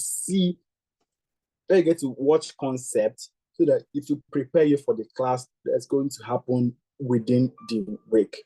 All right, so I've seen people asking about Scrum and cybersecurity. Definitely, we are getting there. All right, so who is a Scrum Master? Right, so a Scrum Master is like a coach or a facilitator that ensures that the team follows the Scrum rules. Right, they make sure that the team follows the Scrum rules. So, as a Scrum Master, you're also serving as an intermediary between the product owner and the team members. So, this is what we call the no-code tech area. Right, so you can call it the project management Scrum Master or Scrum Master project management, right? So basically, this is the aspect of tech that you transition into without any knowledge. You don't have to write or do any analytical thing. It's simply for you to understand the Scrum principles, right? And what you have to learn is basically introduction to Scrum, where you learn the Scrum team artifacts and ceremonies. What exactly is the Scrum and ceremonies? For example, if you come to work every morning and you want to perform your what we call the daily Scrum, where you have meeting with maybe the developers, the analysts, everyone in the engineering team, and you now ask, okay, hi David, what were you able to achieve? Yes, David now say, okay, I was able to connect the API that connects Twitter to the SQL, but I wasn't able to do this and do that and so on and so forth. So you as a Scrum Master, your duty is now to make sure that you pick all those blockers that David had and make sure that those blockers are eliminated, to make sure that David do not experience that same thing the next day, right? So as a Scrum Master, you are like the coach and facilitator of that exact Scrum team, right? So when I have the Scrum artifact, where we have the increments and sprint backlog. For example, you want to build a mobile app. What are the things that you need to do for you to build a mobile app? So bringing it down, for example, you want to cook jollof rice. What and what do you want to do before you can bring on your jollof rice? You have to buy your rice, you have to bring your groundnut oil, you You have to bring your tomatoes, I'm not a great cook. I'm sure you guys are better than me, but you have to bring in all those initial condiments that you need to have before you cook. And these are things that you now put in your sprint backlog. So from the sprint backlog, you're now picking each of them and pushing it to sprints. So in your sprint, you can to be having a 2-week sprint that you've picked. For example, once you build a mobile app for analytics, maybe for students, right? So you've picked the profile section, you have the classroom section, you have the review section. We put all these things in the product backlog, right? And then we'll pick one of them, let's say profile creation, and push it to sprint. Under sprint, what do you now need to do to make sure that sprint to profile is created? Now have things like profile picture, username, password. How do I put the forget password? So you now put all these things. And you now have area of criteria for acceptance, which says that this is the criteria we need to reach before we now say that profile creation is completed. That's why on daily basis, you are seeing things like Instagram. Today, the like option is here. Once you click, it's now a big heart. Tomorrow, the share option has been shifted. Everything is being changed. These are because they have all these products in the backlogs. They're now picking it one after the other, pushing it to sprints, and pushing it out to us iteratively, right? So they do not wait for the exact product to be completed 100% the way they want it to. Once it's user-friendly and they've been able to build everything to the way it's user-acceptable, they push it to market. Everything is now worked on it iteratively. Kemi, I can see your question. We'll get to it shortly, okay? So after it, you have the Scrum event, the Nexus Scale Scrum, and of course, everything that you learn as a Scrum Master will prepare you for the professional certification Scrum Master examination, okay? The tools that you are going to be learning is basically Jira and Trello, where you use your Jira to perform all these Scrum events, the sprint backlog, the artifacts, the ceremonies, and pushing everything to review. Okay, so for the Scrum lasts for a period of 2.5 months, right? Where you learn massively in the classroom for 1 month, and then you intern with us for 1.5 months, working on real life case studies that you can also put in your case study. The classes are only on Saturdays and Sundays, 11 a.m. to 2 p.m. West African time, and on Sundays, 2 p.m. to 5 p.m. West African time. So on cybersecurity, Felicia, please share the presentation. Definitely, we are going to share this presentation. Please make sure that you fill the attendance form so that by the end, you will get the slide and the recording of this exact session. So fill the attendance form and you are definitely going to get this. So who is a cybersecurity analyst, right? So on day-to-day basics, we all keep getting attacked. People lose their Instagram. This is bringing it down to us. People lose their WhatsApp login because maybe they clicked on one link or the other. So a cybersecurity analyst is a professional who plays a role in protecting the organization's networks and Internet of Things, right? So they are protecting everyone from attack. And the key learning area you have is introduction to cybersecurity. So in this exact area, you get to learn what cybersecurity is all about, foundations of computing and networking, where you get to understand, okay, if you have zero knowledge of computer, what exactly is CPU, what is ROM, what is RAM, what is RCIS, what is CIS, for you to be able to understand all those initial computing area, what is IP, what is HTTPS. So we are going to walk you from that zero knowledge to expert knowledge, after which we now move to information security principles, where you now learn the GRC aspect that has to speak to things pertaining to ISO 27001, NDPR if you're in Nigeria, GDPR if you're UK, and of course, offensive and defensive cybersecurity, where you learn how to build defensive models to protect your system from attacks. And using Kali Linux, you are going to do all the things using tools, Wireshark, VMware, and of course, on a virtual box. And of course, cryptography basics, where you learn hashing. For example, you want to send a message to your CEO, it's going to just enter as a code that once the CEO takes the code and puts somewhere, it's going to show the entire message. How do you do all these things? How do you, prevent attackers from hacking all those information? So that if a middleman, there's what we call man in the middle, there's a man in the middle attack that is sitting inside your organization and he intercepts that exact message and is looking at it, just saying 2, 4, 5, 6, 7, 8, cannot interpret what it means. But if it gets to that exact person is meant for, the message will automatically show what it's meant to show. We also learn things that speak to cyber threats and attack vectors, network security, endpoint security, web and application security, cloud security, incident response and forensic, and of course, cybersecurity policies and compliance, right?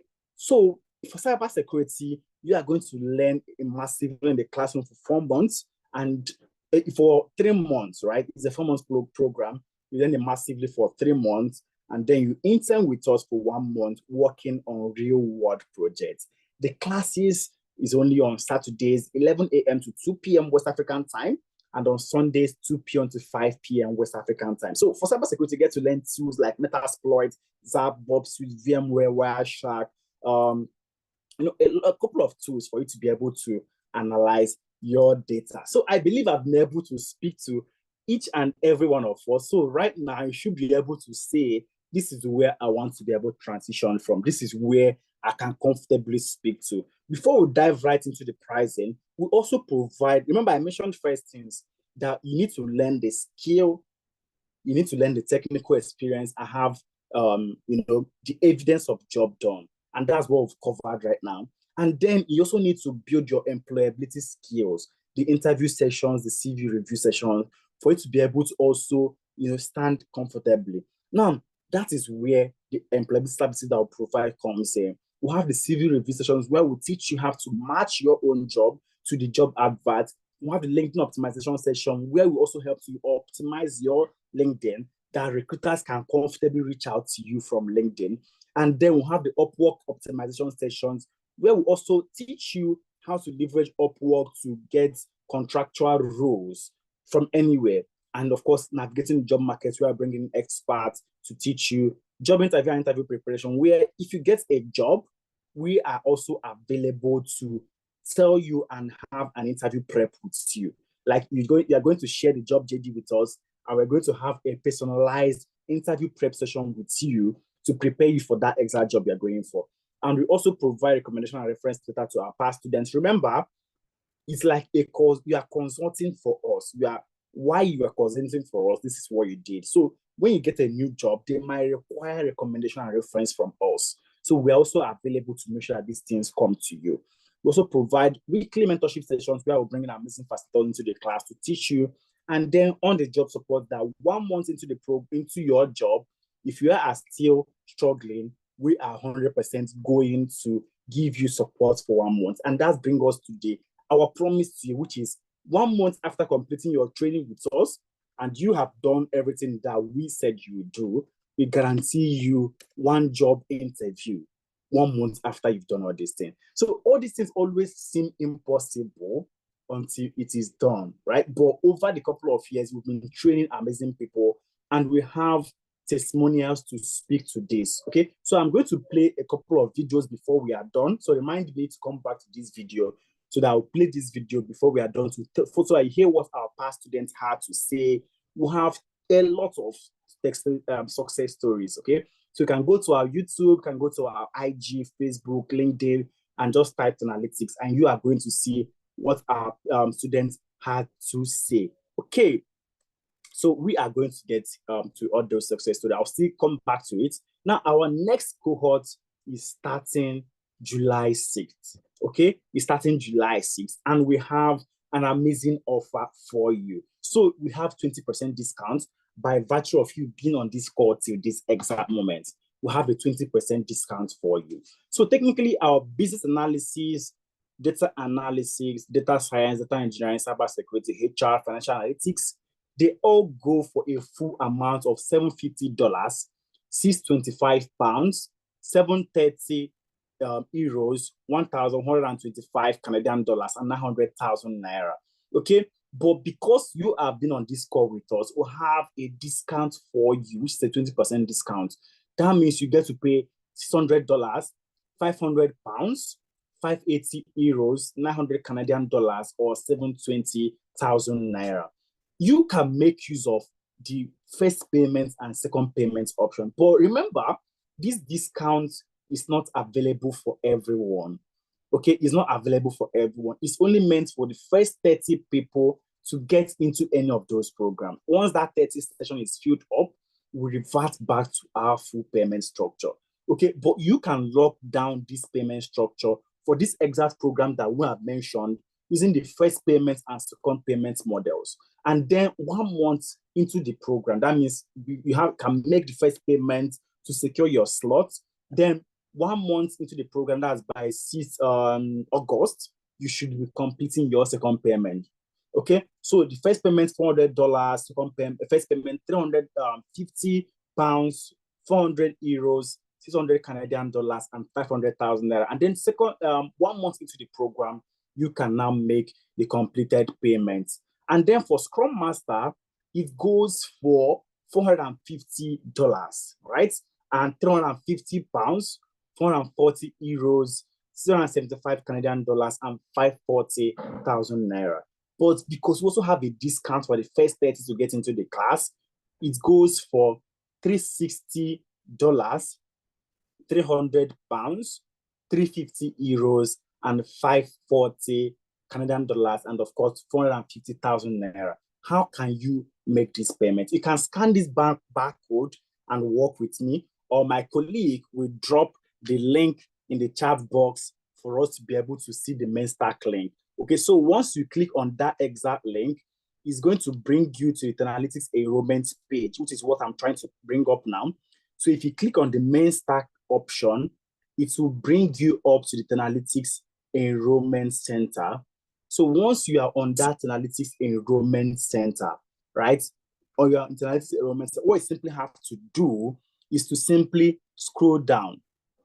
Okay, just scroll down and you are going to see everything, all the programs that we have mentioned, right? The pricing and all. So just click on the program that you want to enter. All right. So click on the program you want to. Let me use, for example, I want to do the cybersecurity. So I can click on cybersecurity. Once I click on cybersecurity, it's going to bring up this exact checkout page, right? So what I simply have to do is for me to be able to put in the amount, right? So it's going to pick the location of where you are. So if you are in Nigeria, it's going to pick NGN. If you're in US, it's going to pick USD. If you are in Canada, it's going to pick Canadian dollars. It's going to pick the location of where you are. And what you simply have to do at that point is to click on reserve a seat, right? So what you have to do is to click on reserve a seat. Okay, once I click on the reserve a seat option, it's going to bring me to the checkout option. So what I can comfortably do at this point is to put my name. All right, so once I put my name, Chukwemeka, put my email address, Chukwemeka, and then I'll just put my random name. Once you put your phone number, click on pay with card, right? Remember, it's going to pick your exact location currency. So if you're in Nigeria, it's going to pick NGN. If you're in US, it's going to pick USD. If you're in Canada, it's going to pick Canadian dollars, and so on and so forth. So once I click on all those things, I click on reserve a seat. Okay, it's rolling. Okay, reserve a seat. Once I click on reserve a seat, put my name, put my email address, put my phone number, and then proceed, is going to pop up the checkout option for me. So in this checkout option, I can decide to put the card details here and then put my card expiry, CVV, and pay. Or I can decide to go to the transfer section where it will just generate an account number for me. I'll copy this account number, put it in my bank app, and pay. So once I've made this payment, the next thing for me to do is to go back to that same Mainstack link and upload my receipt of payment, right? So I've made payments right now.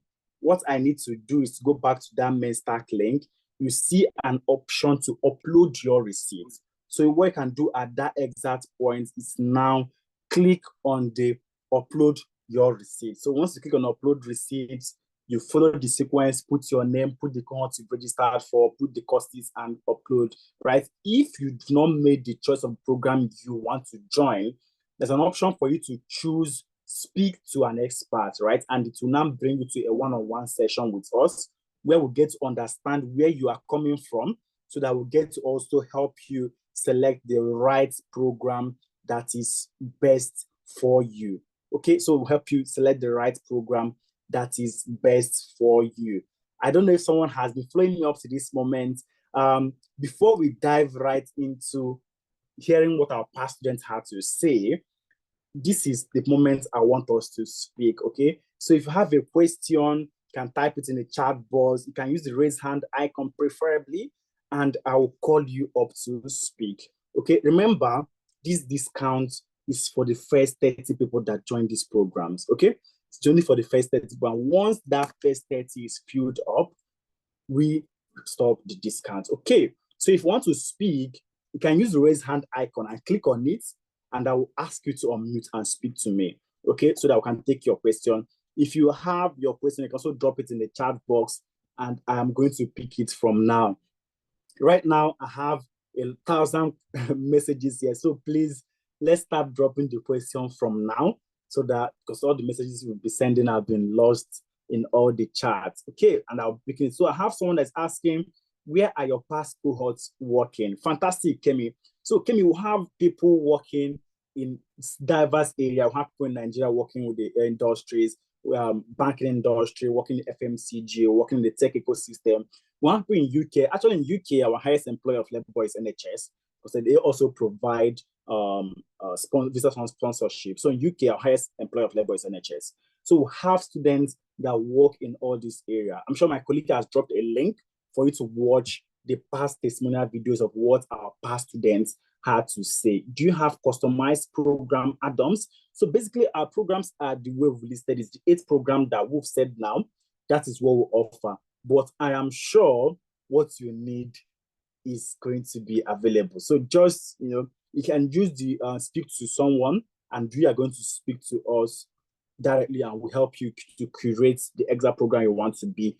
Why not in Cities for Ghanaians? Okay, so just click on the Menstack link, and you are going to also see the option for that Cities, right? So everything, no matter your location, it will automatically convert to your own currency and come up for you to make that exact payment. Okay, all right?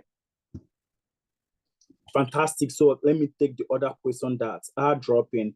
After the July cohort, when will be subsequent cohorts? Duke. All right, so Duke, we have new cohorts starting every first Saturday of the month, okay? But what may not be new is the pricing, okay? Because we're offering a 20% discount now.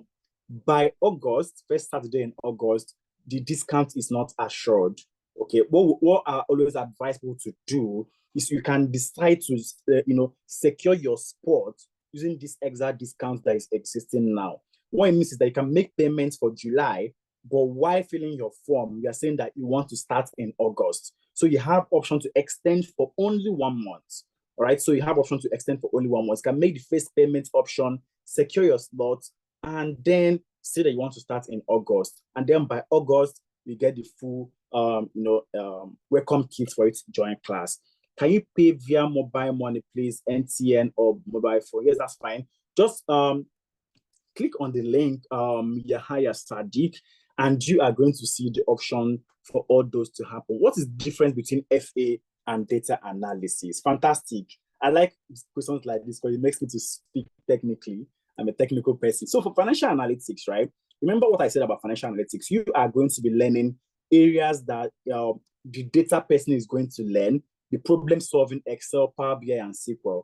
This is the only place that you have similarities with the data analysts, right? And then you now move into a streamlined financial aspect where you now learn accounting fundamentals, financial modeling, valuation, sensitivity and scenario analysis, and ChatGPT for analytics. But for a data analyst, this person has learned data analysis, Excel, SQL, Power BI, and Tableau, right? And the person is adding Tableau massively. And the way you've seen the data analyst portfolio here that I showed earlier, they were able to show 5 industries that they work differently as a data analyst while training with us, right? But as a financial analyst, you may not have that vast portfolios to show what you did as a data analyst. You may rather have things that speak to that initial aspect, Excel, SQL, and Power BI, and then you now start having portfolios that you have curated to speak to areas that streamline to financial modeling.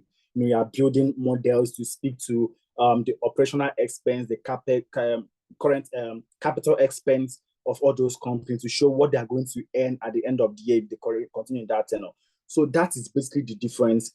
A financial analyst is a streamlined analyst, right? That is entering fully into the financial world, while a data analyst is sort of broader. It's basically learning Excel, Power BI, SQL, and Tableau in depth. Okay, I don't know if that makes sense to you. Peace. But our phone is asking, do you have weekdays program or is it only weekends? So all our programs are only on Saturdays and Sundays, as the case may be, and they are all virtual. Right? So it means that you are going to be having facilitators like myself speaking to you directly in the class, right? You're going to have live sessions. And then the recording of that exact session is uploaded to your Google Classroom or to your learning management platform, okay? Where you also get to watch that video in case you missed classes or in case you didn't understand very well during the learning program. It's a recorded class. You get the recording uploaded to your classroom. You can always go back and watch the sessions so that you can definitely understand better. Okay, remember, you can use the raise hand icon and I will ask you to speak. Do you want to get certification on cybersecurity after this training? Of course, after training with us, you will get a certificate that is specifically meant for your own domain, right? It's a certification from Tenalytics, all right? It's a certification from Tenalytics. That is what you are going to be getting. Okay, with respect to certification, remember what I said initially, the tech ecosystem is about skill and competence. Tonya, I don't know if you are still on the call. The tech ecosystem is about skill and competence. So as a cybersecurity analyst, first thing that you are going to be asked is, can you use Kali Linux to analyze incoming threats? Can you use Wireshark to analyze all these threats? Can you build a defense model? Can you be able to set up the IP, the network for the 10 employees that is joining this exact industry? These are first things that will come. Now, after you've already been in that exact ecosystem for a couple of years, that's where they'll now start asking, okay, do you have SEX certification? Do you have CompTIA++? Do you have, are you a trained analyst and stuff like that? Do you have, are you a lead ISO auditor and all those things? Okay, so basically, you are going to start off by having that exact skill. Just like me now, I started off by having that analytical skill. As I kept growing, I had to do my MBA, do a couple of other things. I don't have any registered data analytics certification from anywhere, right? I do not have any data analyst certification from anywhere because the truth is, Excel, Power BI, SQL, Tableau in Nigeria, the same thing across the world. In France, it's the same thing. In UK, it's the same thing. In Germany, it's the same thing. What matters is what's your skill? What's your portfolio saying? If you decide to put the cart before the horse and get certification before getting the skill and competence, you are going to struggle to land a job. Because for any technical role, there'll always be the skill assessment phase where they will give you things like Kali Linux, analyze this data using Kali, or prevent threats using Kali Linux. How do you do it? These are not things that you are going to learn by CompTIA++ or SEX certifications. No, they are hard-learned life skill that you learn from the classroom. I don't know if that answers your question, Tonya. Okay, we have a lot of questions. Guys, you might use the raise hand icon so that we can make this faster, right? Considering that you give support to secure jobs for UK residents, you support with NHS application looking at the long and complex way of application? No, or yet, we do not help you with applications, right? We are going to equip you with everything that you need. For now, we do not help students to apply for jobs, but in subsequent months, it's a key area that we are looking to enter fully in because we've seen a lot of our students saying, oh, this is want you guys to help us apply to jobs. So for now, we do not help students apply to jobs. But I can assure you in the next 1 month, a product like this is coming to the market for our premium subscribers only. All right. But for now, we do not have this exact package that help people apply to job. But if you join the classes now, I'm sure you will be part of the beneficiaries of that premium package once it's launched. Because it's a discussion that's currently happening in the house. I have a couple of people saying, I don't have time to be applying. Can you guys apply for me? We've heard the cries a lot of months.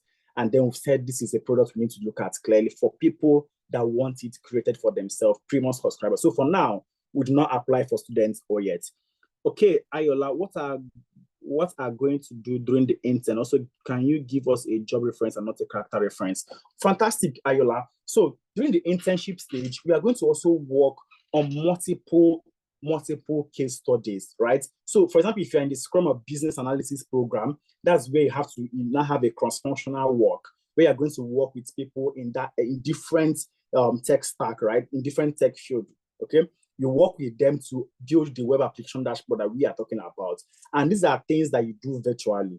We create the virtual system where everyone work iteratively to achieve that goal. And you put all these things in your portfolio that you were able to work with analysis. And for the reference, we provide job reference. Remember that I mentioned, you can comfortably say that you consulted for analytics and not that you were a student with analytics. So all the portfolios, all the work that you've been doing and putting in your portfolio can comfortably say that while you were consulting for analytics, you worked for a health sector in this exact area. And these are things that we are going to say in your reference letter that you consulted for us with respect to this exact company. And these are the area that you are sufficient, amazing reference that you are definitely going to get from us. So reference is part of our main, services that we provide to our past students, especially in UK, because they always need reference to land the next big thing.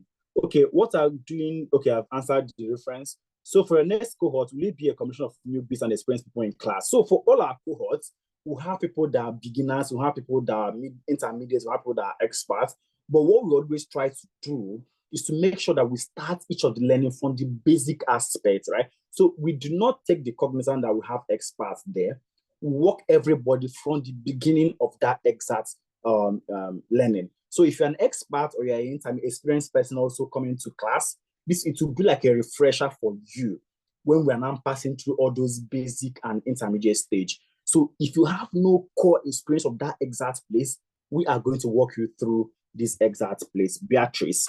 Okay, let me check if there's any hand raised so that I can take that before continuing. Remember, you can use the raise hand icon and I will call you up to speak.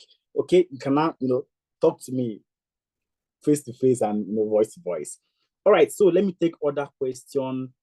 Beatrice, you're the last person I took the question. Let me check for the other question. I have no idea in all of this. Will I be able to catch up starting from scratch if I opt in any of the courses? Fantastic, Ray.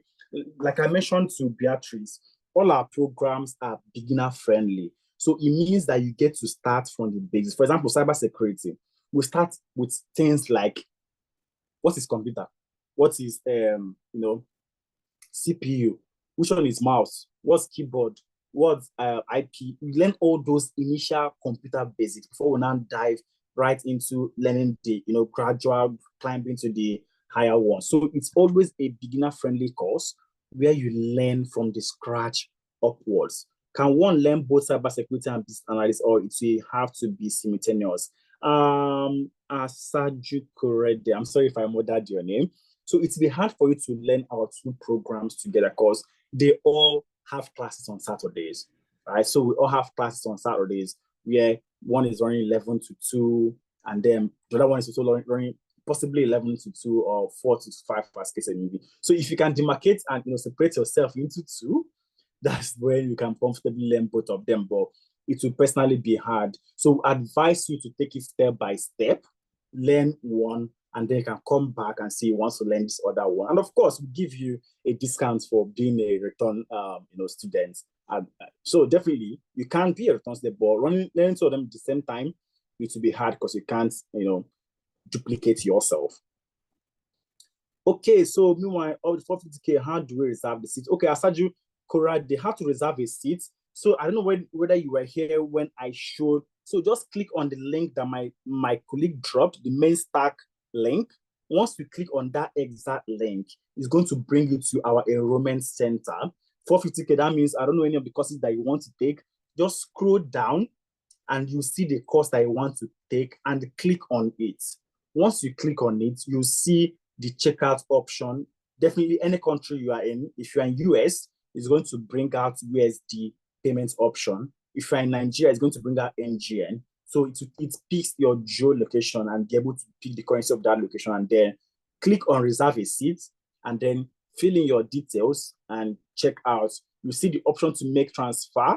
You see the option to pay with your card. So you can comfortably do this from your own end.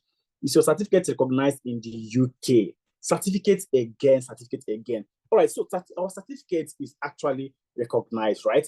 But remember, certification is like you putting the cart before the horse. Certification is like you just getting documents and piling it up, right? So you need to learn the skill and competence, because trust me, that is the assessment you are going to have. You're going to have a skill assessment, not a certificate confirmation, right? What they're going to be assessed is, can you use Power BI to build visuals? Can you use Kali Linux to intercept threats? Can you use SWOT analysis to analyze a company and bring out our strengths and weaknesses? These are things that they are going to ask you at that exact stage. As you're not climbing the ladder, possibly you're in business analysis, that's when you're not thinking of starting to do things that has to do maybe CBAP, that's certified business analysis professional. If you're a cybersecurity, start looking at CompTIA++, C++, as the case may be.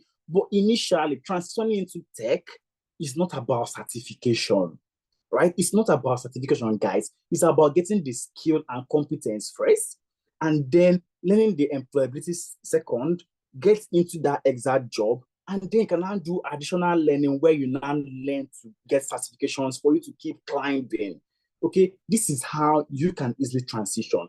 But if you're trying to transition from, let me get certification from Google Data Analytics or IBM Data Analytics, nobody's going to say, okay, have good data analytics, come and take the job. They will give you skill assessments. Can you do what you said certificate is telling you? So guys, please, let's learn this exact thing today. Certification is not the main thing.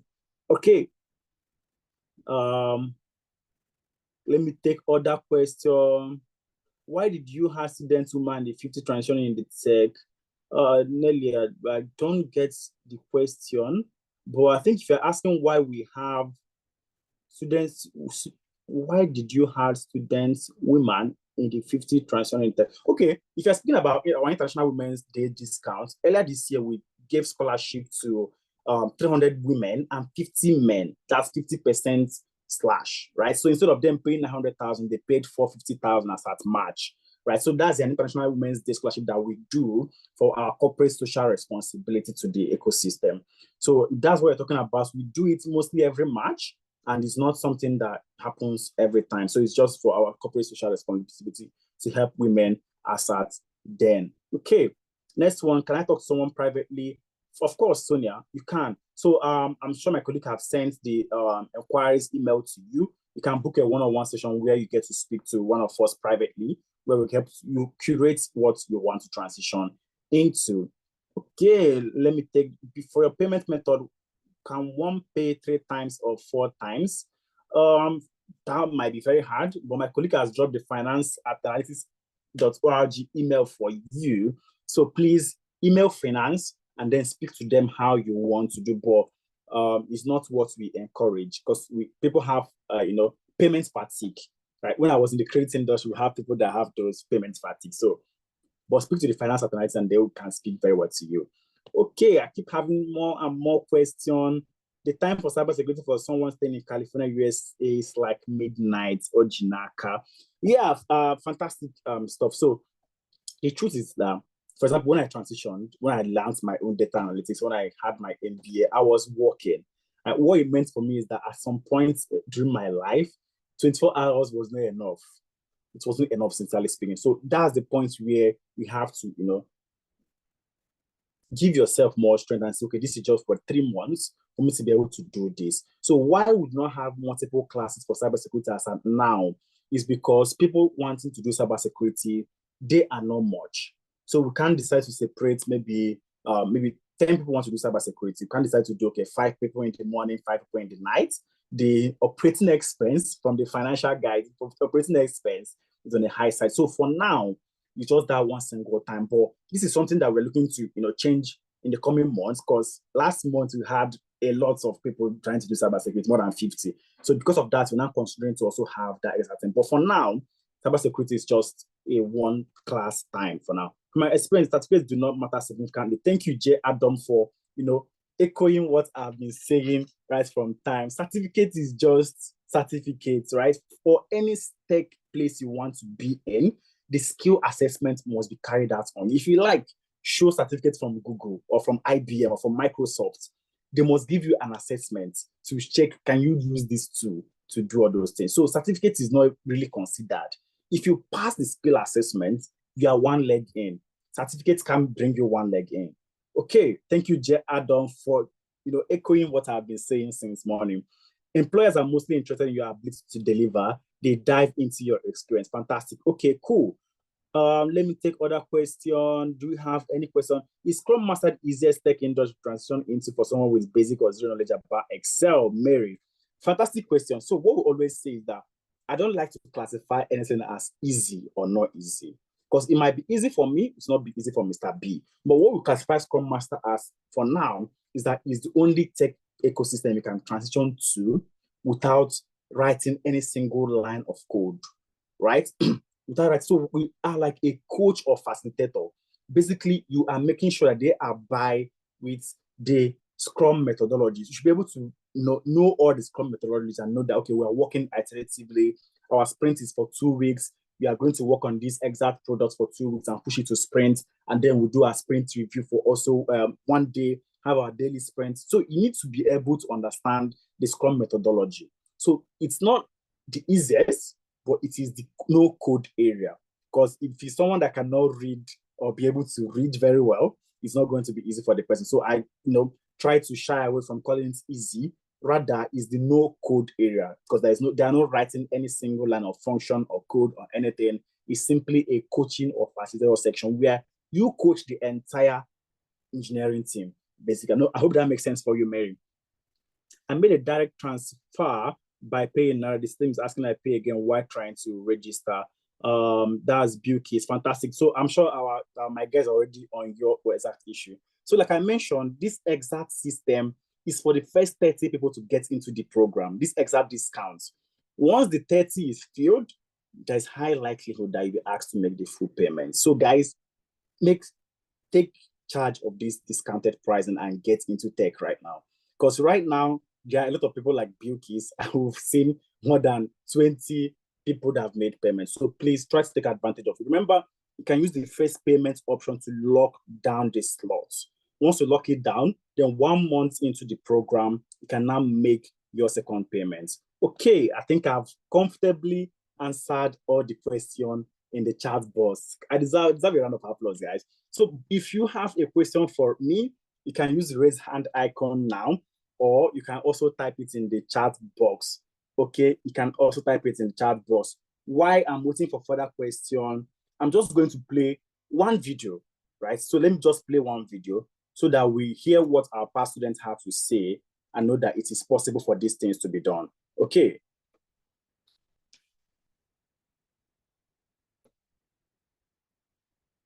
So it's coming up. Hi everyone, my name is Ikmat and I was with the March cohort in Tenalytics, and joining Tenalytics has been the best decision so far. For me, someone coming from a background of full housewife, because I had to stay back home to look after my child for 4 years, and then wanting to break into something new, wanting to go back into the workforce, wanting to place myself in the society for better job opportunities. So it was a lot.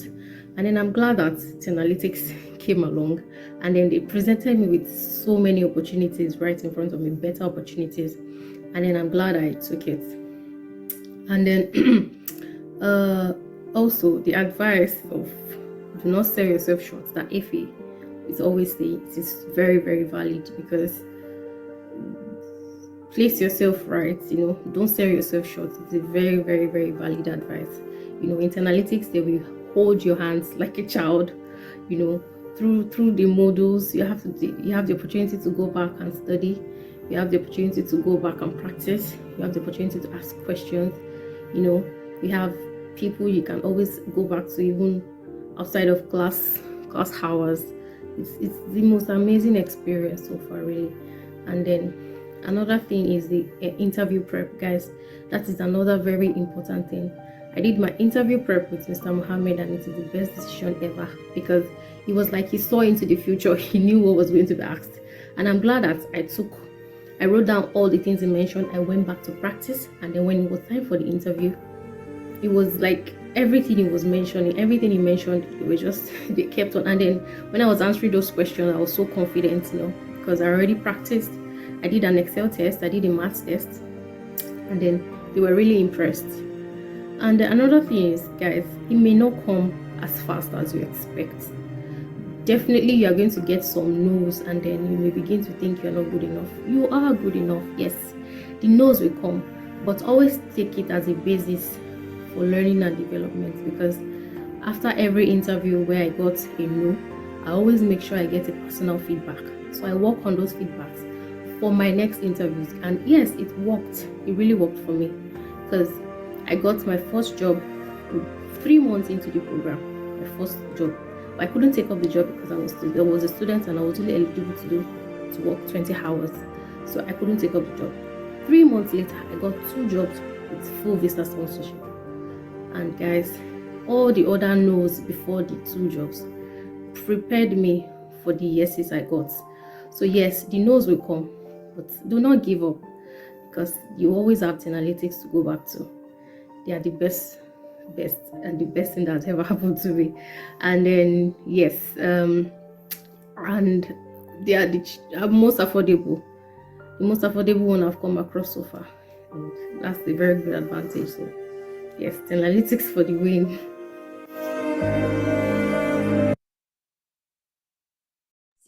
All right, fantastic. So we've heard from Ikmat.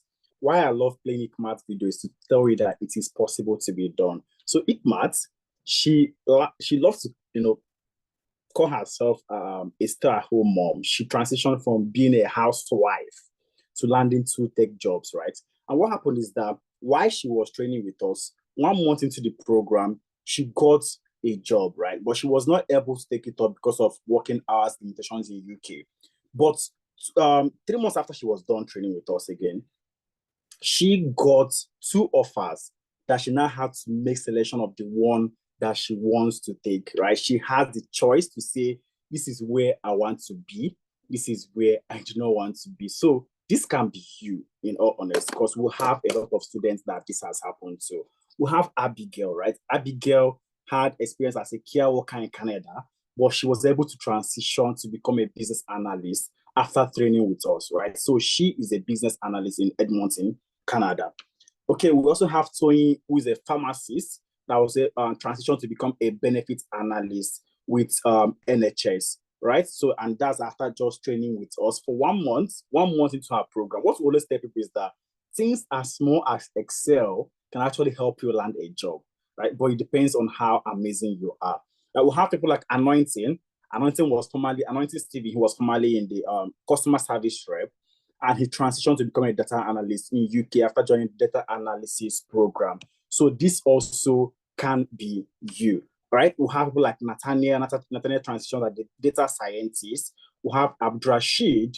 Abdurashid is currently in Nigeria, but he got a job to work as a full data scientist with Chat 420 in US. So when we say that you can also transition, from your exact location using Upwork, using application directly from here, using things like remote.co from LinkedIn, it is possible to be done because we have people that have done this in the past. We have Bella transition to become a data analyst, and he currently works with financial giants in the UK. We have Olubemi, who was a banker, and he transitioned into a business data analyst in Canada. And he said that our own session was the interview and prep sessions were things that made him love his time with us. We have Michael that have also transitioned as a sales engineer in software company in UK. And of course, we have Muidin, who is also working in UK after training with us for 2 months. So we have thousands and so many success stories. I've talked about Inia Babio that went for a managerial role but got a CEO role. We have people like FAJ that also work as a business analyst.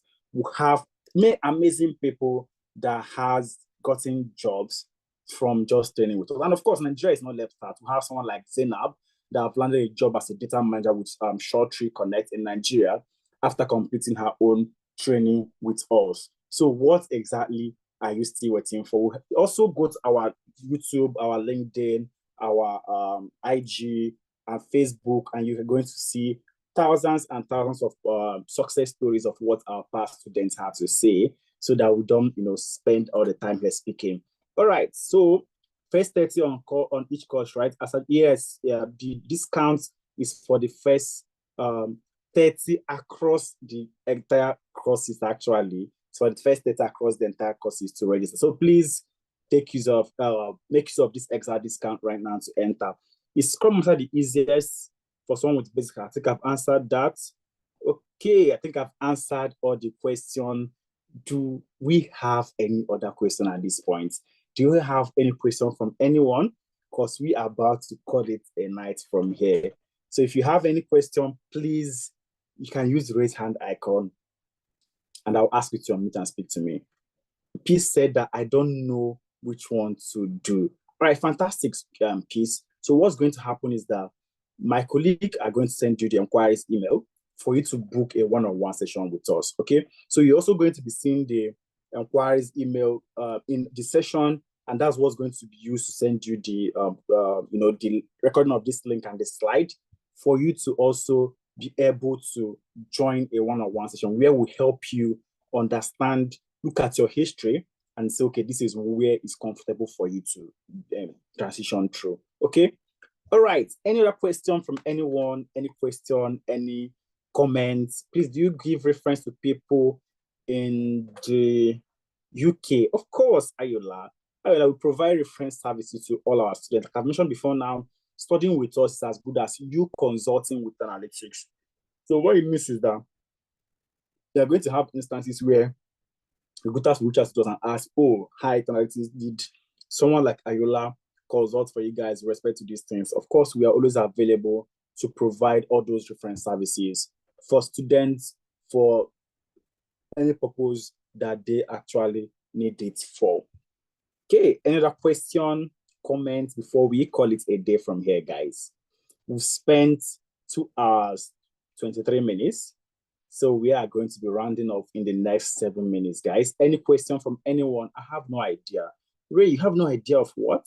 What do we do during the 1 month internship? Okay, so I don't know whether you saw the portfolios that I showcased, right? So during the internship, we also provide you with more real life case studies that you work on to build your portfolio to be very, very fast, right? So what it does is, by virtue of you working on those internship projects with your own colleagues, you also have a multiple experience that you are comfortably going to say, this is what you worked on, right? That you can also put in your portfolio as areas that you worked, okay? So that is basically it for it at Adeyemo Ayola. And the internship is not just ordinary case studies. They are real life case studies that comes directly from our clients, right? So what we do is that we codify it and give to our students to work. So instead of you seeing that this data is from a place like NHS, you're seeing that it's from another company name entirely, right? But by virtue of you doing it, you are working for a health sector, for a company in the health sector, and you are also going to add it to your CV that you consulted for analytics in that exact area. I have no idea on cybersecurity. Will I be able to catch up starting from scratch? Fantastic, great. Fantastic, great. So for all our courses, they are all beginner friendly. Remember what I said about cybersecurity? We're going to start with things like foundations of computing and networking, where we walk you through the various aspects of computing that has to do with what is a CPU, what's a mouse, what's a desktop, what's the screen, and so on and so forth, so that we walk you from ground zero to the middle level and to the expert level, okay? Do you hold a physical class 100% online, Jerome? So Jerome, our services are 100% virtual, they're 100% online. So you're going to have a facilitator like myself speaking to you one-on-one, okay? And teaching you on things to know. And the sessions are also recorded and uploaded to your classroom that if you missed a class, you can always go back to that recording and watch that exact recorded session, okay? You can also assist in building CV. So we teach our students how to build their CV. Remember what I said about job application? You need to match your CV to the job you are applying to. So if I help you to match your CV to one job, does it mean you're going to use that CV to apply to the 100 jobs you're going to apply? Because remember, it's a numbers game. Applying to 10 jobs in a day is not enough. So you need to apply to multiple jobs, right? So applying to jobs is a work on its own. You need to be able to curate your CV to match that exact job.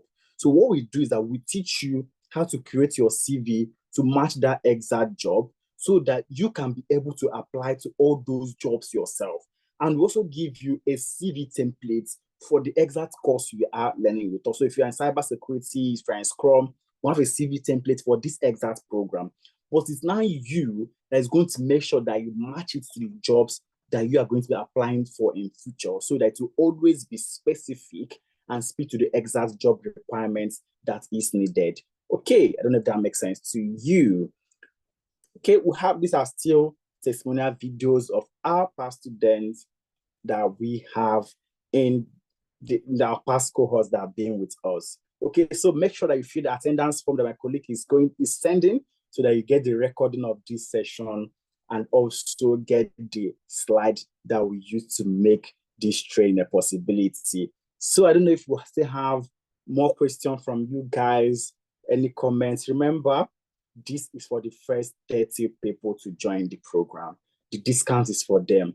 And after it, we revert back to the original pricing. So always make sure that you make use of this exact pricing so that you try to get into the class immediately. Okay, so over the past 4 years that we've operating, we've helped more than 2,000 people transition from the classroom to their first job across UK, US, and Canada. And we have our participants work in these amazing places like NHS, Uber, MTN, Nigeria Breweries, KPNG, CBN, GSK, MRS, Kono Unilever. We have people working in all these places after they trained with us. So what are you still waiting for? These are also our impacts. In the past years, we've done hackathons to help the students, to also bring them to limelight. We've done helping people get into the tech system by doing International Women's Day scholarship and so on and so forth. And this is $1,000 hackathon that we conducted late last year. So thank you for being with us. And I hope you are ready to get this premium technology skill that we are offering. What I always tell people that tomorrow may be too late.